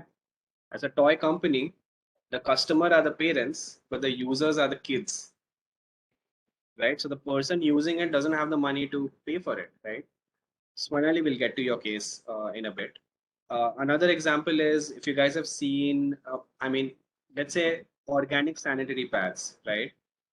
in most cases, if you're selling it to women in villages, unfortunately in India, a lot of women do not have the purchase power. Like they have to depend on their husbands or their whoever's the male in the family to for the money to buy it. इसलिए वो अक्षय कुमार का ad याद है जहाँ पे he's talking to a guy smoking outside a hospital and वो बोलता है कि 2 cigarette के पैसे से you can give your wife the health and safety during menstruation.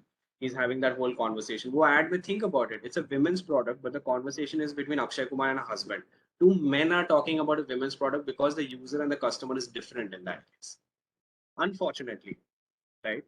But of course, that's being changed as well, which is why Padman's the real story about it is so powerful because he wanted to make the user and the customer the same person by creating a business model as a social co-op for the pads that he was making. Right? Any other questions? Again, please use today to ask basic questions. Of course, you can ask questions at any time, but just make sure that everything discussed so far, you are on the same page right here with all of us, because after this, we're going to get into advanced stuff and we need to ensure that itna sabke liye clear hai and you have it figured out. Any questions? Himanshu, Sagar, Kshitija, Swarnali. Camelia, I haven't heard from you. Hope you're still here. Kshitija, all good? Okay, fair enough. Anyone else? Any questions? All right, that's pretty awesome. Now, Himanshu, if people are having more than one, what do you mean, Himanshu? Who is people? All Okay, the customers having more than one problem. Like we deal with students and Yeah. schools. So there are different kind of problems like want innovation in studies. There some technological stuff. Yeah. And the teachers want some kind of thing that can make their learning, their teaching experience better. So Okay. we need to tackle a lot of problems at the same time. How to get focused? Okay. Okay. So look, when there are multiple related problems that a customer has, it is always a better idea to focus on one core problem. आप सब कुछ solve करने का try करोगे ना, कुछ भी solve नहीं होगा. Right? So for example, let's say that your assumption, okay, I'm not saying this is what you're doing, Himanshu. Let's say that you're trying to solve the problem of the fact that students don't have the tools and necessary to innovate. उनके पास time नहीं है, too much homework, they have to carry books अभी भी वगैरह वगैरह बहुत सारे चीजें.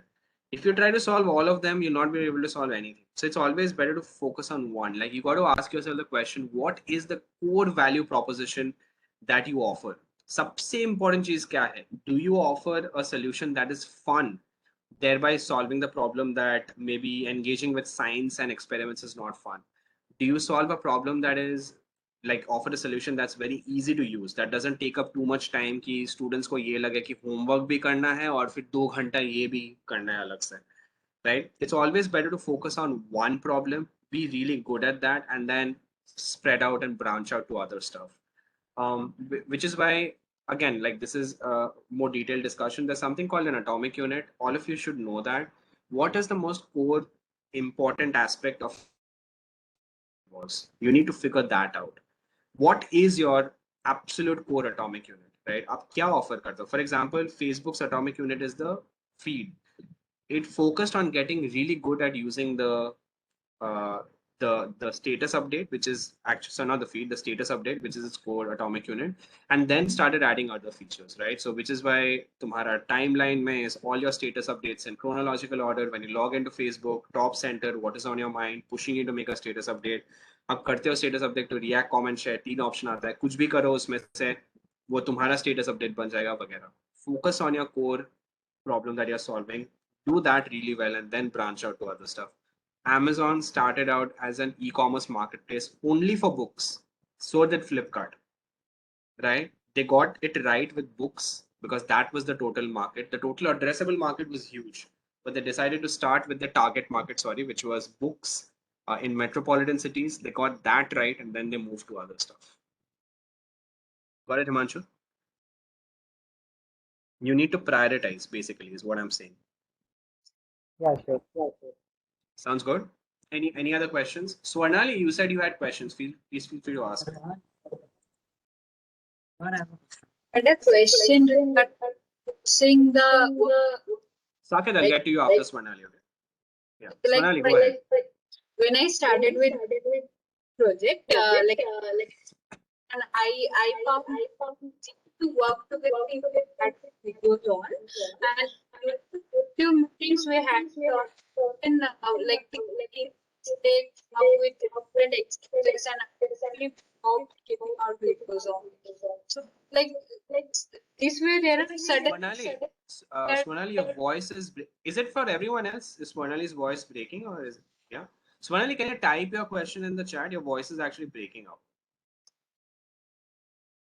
I'm really sorry. Is that okay, Swarnali?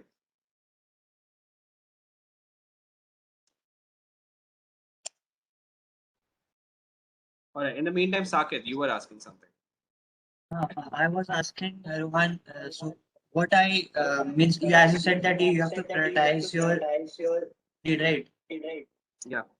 So how will I get to that? The things which I got prioritized is correct or not? That was my question. Since I was correct, How? doing a correct action or not?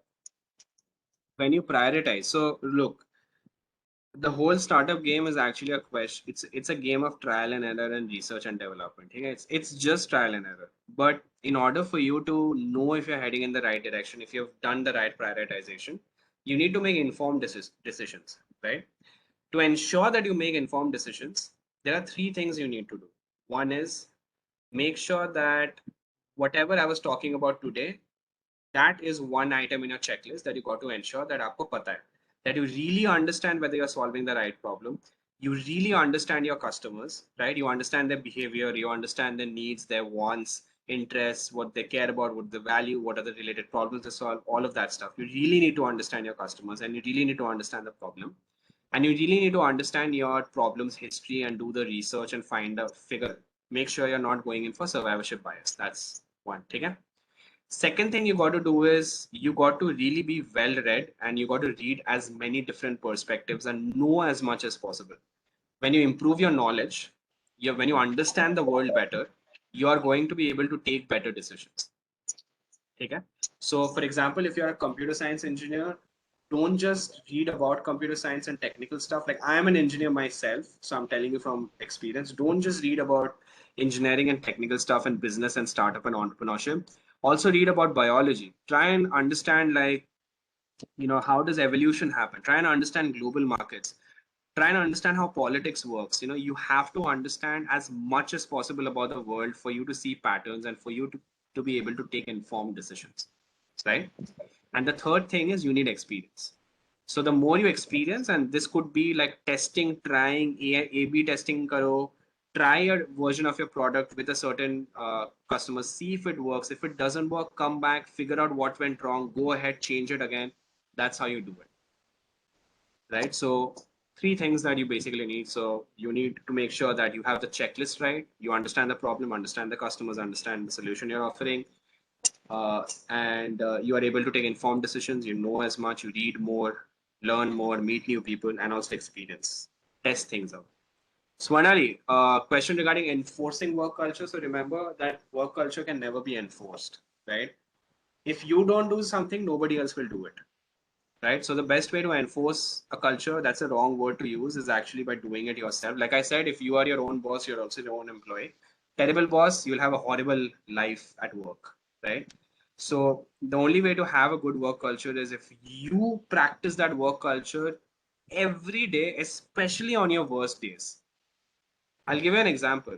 If the culture of this boot camp is to ensure that we come on time and we have 10 minutes of buffer, I will really follow that, by the way. I do this everywhere, especially in physical workshops or even at work that I do. If I am sick, okay, or if I don't feel like going to work or I'm having a bad day, right, or something goes wrong, on that day, if I slack on my culture, nobody is going to follow it, right? So I have to take care of my health. I have to ensure that no matter what happens, if it's with respect to this bootcamp only, at 5 p.m. I am free and available, right? Which means that let's say if this workshop was happening at 10 a.m. in the morning, I would not stay awake till late at night. I would not, like, it doesn't matter. Like, I would go to sleep early and ensure that I can wake up early on time and make sure that I'm ready for it. If I cannot do it on my worst days, nobody is going to follow it on the best days. Nobody will.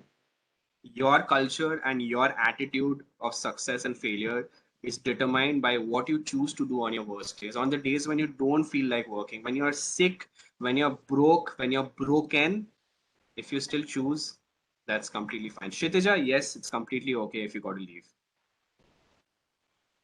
Sounds good? Yeah. All right.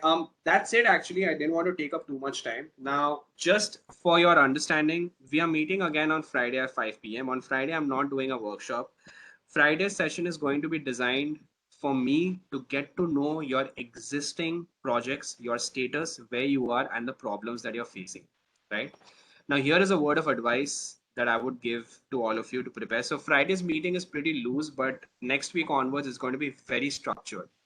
For Friday, this is what I want you guys to do. I will be spending on average about 15 to 20 minutes per team, and then I will be speaking to all the teams at once. So make sure you're there for the whole session. Make sure you're available for 90 minutes and not just for 20 minutes. Please make sure that you understand everything that was discussed today and you have that figured out. So you should know the problem you're solving. You should have a clear understanding of your product and the direction you're headed.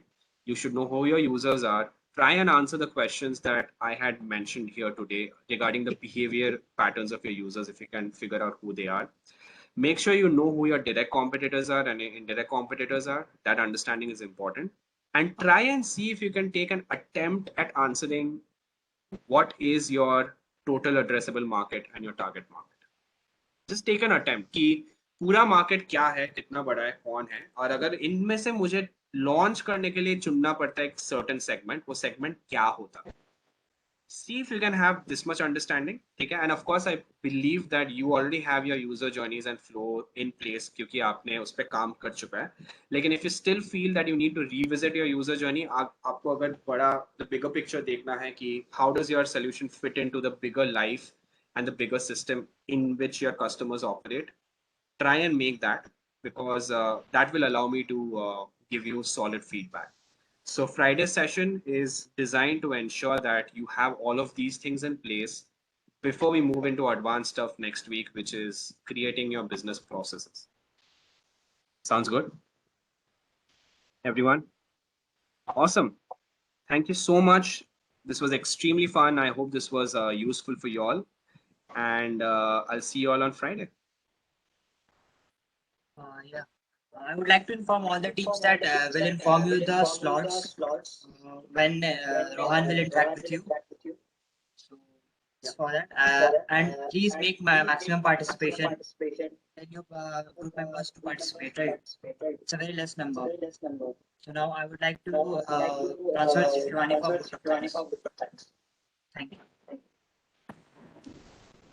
Thank you so much, Rohan, for this amazing session. It was really interesting knowing about various stories and your experiences. We are eagerly waiting for another remarkable session. Thanks so much, Shivani. Sounds good. By the way, officially over. If you guys need to go, please go. I usually hang out for at least 5 minutes, just in case there's anything you want to ask or say. Swanali, what's up? Hi, sir. Hi. Did you find that useful? Yes, sir. Yes, sir. I am having some team right now. Like one of the team is literally good. You have a team right now? Yes, I have. How many people in your team? Sir, There are 3. Yeah. Including you? No. Okay. So 4 in total. Yes. Whenever I ask how many people in your team, please don't say 3. Say 4. Include yourself, na? They don't work for you, they work with you. Yeah. All right. And how's it going? Sir, actually, it has slackened a bit recently because of a lot of things were not going as expected. One of my teammates recently died of corona, so he's a bit off grade. He's not working for 2 weeks right now.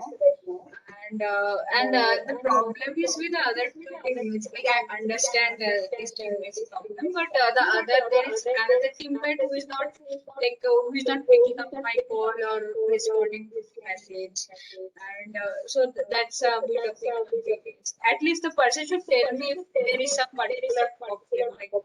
It would be better if the person conveys that what exactly is the problem. So here is a word of advice, right? I really believe that the culture will come from you, not from them. Okay? Yeah. Now, I don't know how you run your teams, but let me tell you how I run my team so that it helps you, right? So first of all, you got to make sure that when you run a team, even if you are leading them, like for example, there are people who report to me, right, in my startup because like I'm running the company. I never make them feel like they're reporting to me, first of all, right? I make sure that I'm available for them and not them for me, right? That's number one.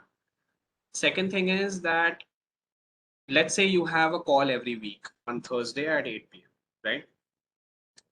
You got to understand that when someone gives you their time, right? Like, for example, you gave me your 3 hours, right? A lot of things in this workshop you've already known before, right? But it is still my responsibility to make sure because you are giving me your 3 hours, you should still learn something new, right? Because it matters to me. Which is exactly why I had called the organizer. I had called Vikram before this workshop to ask how many people from the previous workshops may come here so that I can think of like what can I offer to them as well, because the first week is always similar because I have to bring everyone on the same page. Now, how this applies to you, why I'm telling you this is for every meeting, you have to be the most prepared person. So I'll give you an example. How I run my meetings is one day before the meeting, everybody gets an email stating that this is what we are discussing tomorrow, at least like latest 1 week, usually much before. Agenda is pre-decided. Everyone knows what we are doing. Everybody knows what their tasks are, right? If there is, let's say, if during the meeting, we are supposed to discuss, let's say, a certain design, right? Supposed to discuss a user flow, for example. I will send everybody whatever is to be discussed one day before the meeting, not during the meeting. I'll send it early, right? Which means my deadline is one day before, right? I will send it before the meeting. Anything that can help them prepare, I will send it. I will also let people know that I'm there. I always do this, right? After the meeting, I always, before the day ends, I send people like a thank you note telling them about, what was discussed, summarizing everything, and also telling what is the agenda for the next week, right? So I do that. Even if there is one person in the meeting, I will still do that, no matter what it takes. Whether I'm tired, hungry, sick, if I was there, I will do this, right? If you slack, everyone else will slack as well. If you don't take this seriously, nobody else will take it seriously, right? So I suggest that you set the culture, like you decide how meetings are to be conducted. Should people inform in advance? Should people share things in advance? Should someone document what was done in the meeting? You should take the responsibility of doing it all the time, no matter whether anyone else comes or not. So for example, if there was a meeting scheduled on Wednesday, 8 p.m. every week, on Wednesday, all your 3 team members didn't appear for the meeting, didn't say anything. Wednesday night, there should be an email going from you to everyone, not scolding them. Why didn't you come? Please don't do that. Tell them that, hi, in today's meeting, this is what was to be discussed. Here is what I had created for today's meeting. I'm attaching it because you couldn't make it. Here it is for your review. This is what I have. Please let me know your thoughts. I'm available for a call any day, anytime between Thursday and Friday. You give them the time. If not, next week we are discussing this on the agenda. Do it even if nobody comes, right? If you can stick to a discipline like this, your team, two things will happen. One is, even after this, if they don't come, it means they don't want to work. So then it's a time to have a conversation about whether you change that teammate or not. And the other thing is that they'll feel bad. Yeah. They'll be like, what the hell? right? And that really has an effect. And if nothing else, they realize that, okay, if she's putting in so much, like I should also do it. Now that's how it works. So it starts with you, Swarnali, not with anyone else. Yeah. Right? So genuinely people may have issues completely. It's the middle of a pandemic, so I really don't blame anybody right now. Mental health is a really big concern, which is why I ask questions. What happens if you don't feel like attending a session? I'm not joking. Mental health is a big concern. Like people are finding it very difficult to focus on work right now because there's so much negativity around you. So you need to figure out how to address that, like how do you talk about it? How do you deal with it? Maybe you make it a point to spend the first 10 minutes of your meeting not talking about work, but asking people how they are feeling. So actually, right now, previously one of my teammates was not feeling like working, and I spoke with him quite a long time through like a phone call, and like my teammate felt better and like the performance improved. But right now, what is happening is that one of my teammates is not contacting. One teammate is off because his uncle died, and the other teammate he doesn't want to talk. Like he's like, tell me what is to be done, and I will do it. But he doesn't want to like talk face to face or attend any call. So it's very difficult to communicate. And Which is even why, when yeah, which is why whenever you set the culture, everybody has to be there. You have to do it together. Like you can't decide and tell everyone that we'll have a meeting every Wednesday. Everyone has to agree to the fact, right? Like I don't know if you've ever had a conversation where he was present and you told everyone that we'll have meetings every Wednesday and he said, yes, that's completely fine. Let's do it every Wednesday. I agree. I give you my consent. You didn't send a follow-up email. You've not done things like this. So you need to build that culture.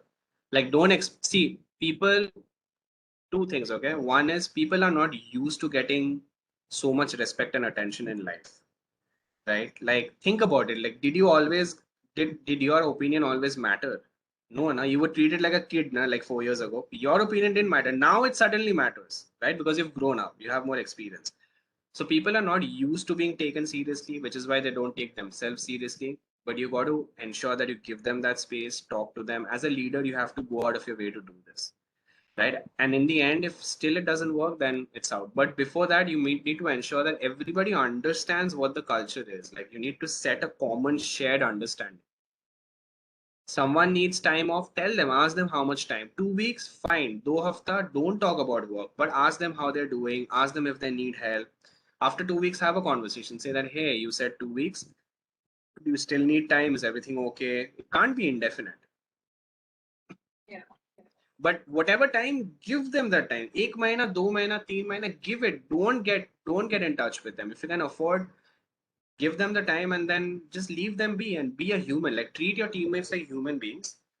But you got to like enforce it on yourselves before other people can follow you. How you behave, they'll follow you. Don't give orders. Don't tell them what to do. Do it yourself. They'll follow you. Yes, yes. Sir, like even when it comes to keeping the video on, like I always prefer talking face with my Yeah. teammates. But initially, I always keep my video on. Like, but then some of my teammates came up with different issues, and then others started following them, and ultimately it happened that only my video was on Yeah. all the time. So like, it So you felt need a to bit keep trying. You need to keep getting at it. You need to keep sending them information before the meeting saying that it'll be great if you can keep your videos on, stuff like that. You need to keep reiterating until people get it. It's not that easy. Not everybody is comfortable with things like this, but you need to create the comfort zone for them. Like if you ask people to keep the video on and then you're like, hey, काम क्यों नहीं किया? इतना दिन कहाँ पे था? अभी शक्ल दिखा रहा है. Don't do that. You I got to don't. give them exactly. You got to give them the space that they feel like keeping the videos on, Yeah. right? Yeah. Makes sense. All right, awesome. Sounds good. Not going to take up too much time. I'm sure you guys have things to do. Thanks so much, Shibani, Saket, Camellia. Thanks for your support, guys. Going to see you on Friday. Saket, are you going to be the one coordinating with me? Yeah, I or my teammate anyone. I'll try to use my voice. Okay, here's an advice. When you give slots to teams, let them know that all the teams are going to be present together for the entire duration. That's number one. Okay? Because when I answer a question for a team, it usually tends to help all the teams. Okay? So let everybody be present for 1.5 hours, but let them know which team goes first and which team is second, and in what order will they be asking questions. Right, and that's it. If anything else happens beach mein, let me know. You can take my number from the other organizers and get in touch with me. Please don't put my number in the group. The best way to reach out to me is on social media or email. I reply faster on email than WhatsApp. Not joking, true story. Okay. So just make sure that you guys are in touch with me in any case, and I'll see you on Friday 8 p.m. Friday 5 p.m. Sounds good. Do you have any feedback for me? Do you have anything to say? Something you like, something you didn't like? Any challenges that you are facing that I can help you with? कुछ दिक्कत हो रहा है तुम लोगों को? Organizing लेके? Nothing? Are the participants hard to reach? No, I thought that more participants will come. They are very less. Microphone ऊपर लो. Can't hear you. Sorry. I thought that participants will be more. They were very less in number. Maximum 5 people. Yeah, again, this is happening for all the programs. It has nothing to do with the program itself, but it has to do with the fact that it's a pandemic. Right? Yes, So take that people off, are they can at least attend the session. I know. So a good thing to always do is talk about because see, people don't come to a session unless they actually come and meet the person, right? Webinars ऐसा होता है क्या? Whatever you saw today, is this how webinars happen? No, right? How is anyone going to know that unless they come? Right? That's the challenge ना कि उनको कैसे समझाए कि ये ऐसा होता है या अलग चीज है वो वैसा नहीं है webinar जो इतना टाइम से आप देखते आ रहे हो. So you will have to find a way to communicate with them using stuff that they understand. Don't use webinars. Actually, Rohan, we haven't directly contacted with participants. Means You just have to start Vikram doing and that. Akhil. That's why we have created WhatsApp group so that we can have maximum participation.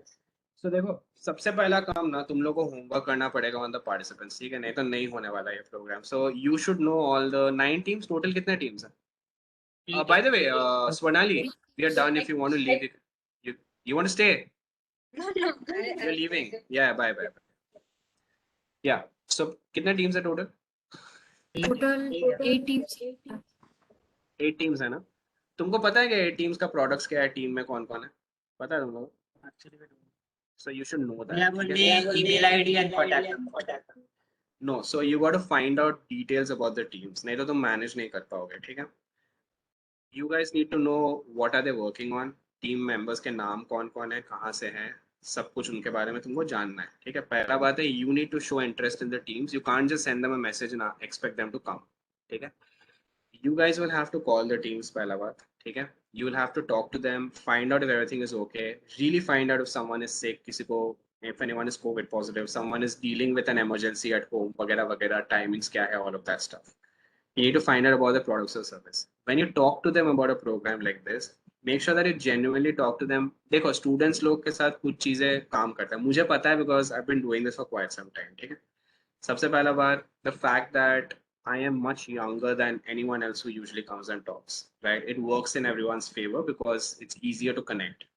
Second cheese is the fact that I was a student entrepreneur. It's always a great set. Third cheese is you attended the session. When someone tells you what they're working on, you can tell them why they need to attend the program and how it will help them directly with whatever it is that they're building. You can't just tell them कि आ जाओ भाई बहुत सही है आ जाओ. नहीं आएगा कोई. I only wouldn't come because you don't care about me, na. You're just wanting me to come and attend your stupid like program. It doesn't work like that, right? So अपने बारे में सोचो. तुम आते क्या? कोई बोलता है कि आजा आजा भाई प्लीज आजा. 3 घंटा डेली मतलब हर हफ्ता बैठना है प्लस फ्राइडे को भी अलग से 1.5 घंटा. Nobody would come, dude. You need to find out more about what they're working on, really understand, and then tell them, try to explain to them how and why this works. It's the only way programs anywhere in the world works. That's the only way you can do this. I don't need to tell you that, by the way. Less people come, मेरे लिए मस्त बात है. because I need to put in less effort into doing things. So I don't need to go out of my way to tell this, but I have a default tendency to just help out whenever there's an issue. So yeah, let me know. Sounds good? Rohan, one more thing. I would like to know about you. How you started at 19 and in next session, if you would like to say, if you are getting late. अभी जानना है भाई? Next आप session में बता बता। दोगे तो मुझे चलेगा। हाँ ठीक है चलेगा। देखो मैं बहुत शॉर्ट में बताता हूँ, ठीक है? जब मैं so when I was in basically third sem college का ना, तब ही that's when I started my first company, ठीक है? So now how it started is I've always been independent. So after school मैंने ये डिसाइड किया था कि मैं घर से पैसा नहीं लूँगा, ठीक है? ऐसे जिद, right? I'm like I'm not going to take money from home. I'm just going to fund my own सब कुछ. तो मैंने पार्टी अपने पैसे से किया, right? Never took money from home. I bought my first cell phone with my own money. ठीक है? सब कुछ अपने पैसे से in college. That's the first goal I had for myself.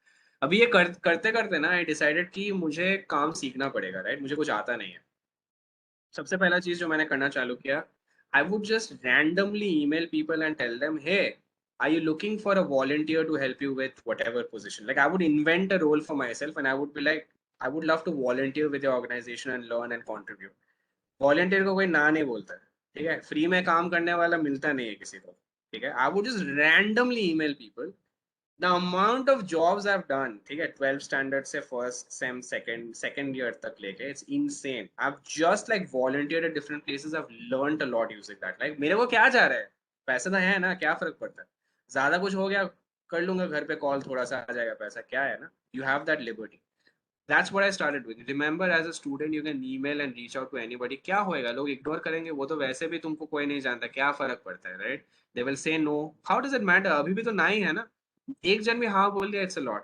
I started doing that. That is how I got a chance to work with Mozilla and then a research internship. Mail करके मिल गया मुझे.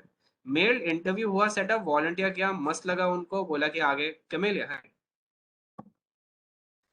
They were like, let's work further, and that's what happened. This guy ended up being the first investor for a product I was building. Okay, because I mailed this random stranger out of nowhere, internet में search करके मैंने email कर दिया, then started working, उसको मस्त लगा, I pitched something, got connected, वगैरह वगैरह, and that's how I started building. I had a team. I made mistakes. The mistakes I made, I will tell you in the next workshop, but that's basically how I ended up creating. So then I got an office space. I had a team, built it, वगैरह. College में नहीं जाता था. I had 0% attendance in third and fourth year. मैं बस fest में जाता था because I was very active, like in fests, like both technical and cultural, like on stage, because I'm into like a lot of things, music and stuff, like a lot of other stuff. So I was on stage. I would not go to class. Like in college made a deal with me. They are like, तुमको fellowship मिल रहा है, जहाँ पे भी जाओगे, बस ये बोलना नहीं कि college incubate किया है तुमको, तुम्हारा company को. I was like, that's a fair deal. So that's what I started doing, and it was pretty awesome. But 2 साल में it crashed. It crashed terribly. Like इतना गंदा क्रैश बहुत कम होता है, and it taught me a lot. Like I had to tell my whole team that I will not be able to pay you a salary from next month. I'm sorry, you have to go.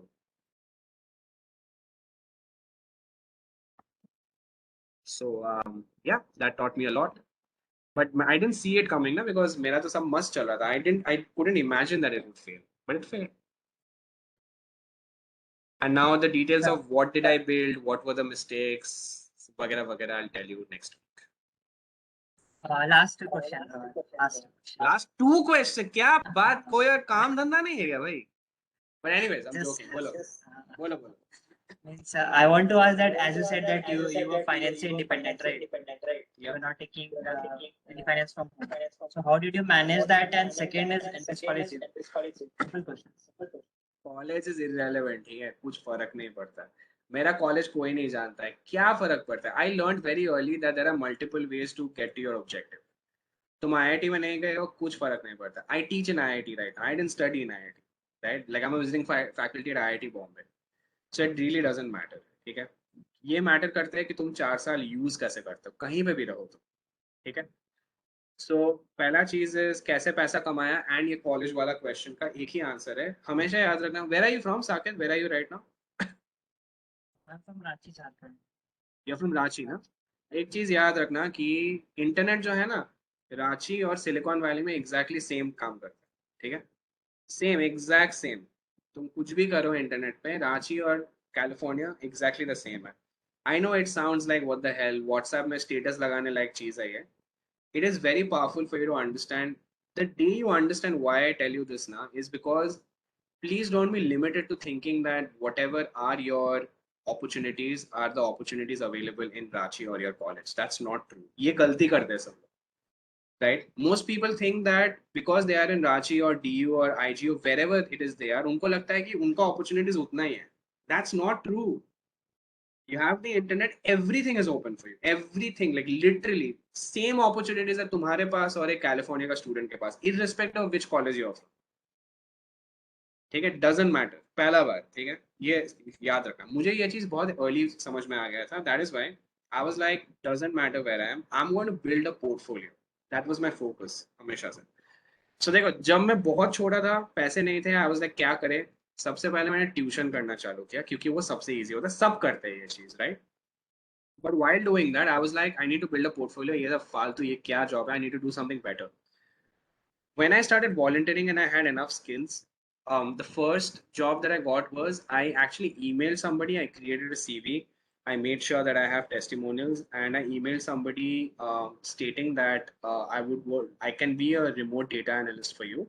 Vagera vagera. Here is the work. Try me out for a month. You don't like it, I will leave. No harm done. If you like it after a month, let's talk about a salary. Right? Simply just do it. I must have sent emails like this to like 200 people, जिसमें से मुझे शायद 10 का ही reply आया. That's it. You don't need all 200 to respond to you. That's how I actually ended up getting some of the very early gigs. Of course, I would do other things on the side, like I would write. I wrote songs for bands. Okay, like I did a lot of other random stuff. Okay? And that's how I learned. And then I would start applying. And then because I wanted my phone, I started looking for. I still remember. I started looking for hackathons. Isme the prize was a phone, right? And then I started looking at what I need to learn in order to win it, right? And then I went to 3. I lost 2. I won 1. Phone mil gaya. Right, so that's how you, and these were remote, by the way. Like it was not based in where I was from. It was like completely online. So use the power of the internet. There are multiple things. As a student, people can't tell you no. Offer to work for free until you have enough skills that you start charging money for the work. Make sense? Yeah. Great to hear. Yeah, so yeah, that's it. Anything else you want to ask? Next session. Thanks, sir. Next time. Thank you. Shukriya. Thank you very much, Sakir.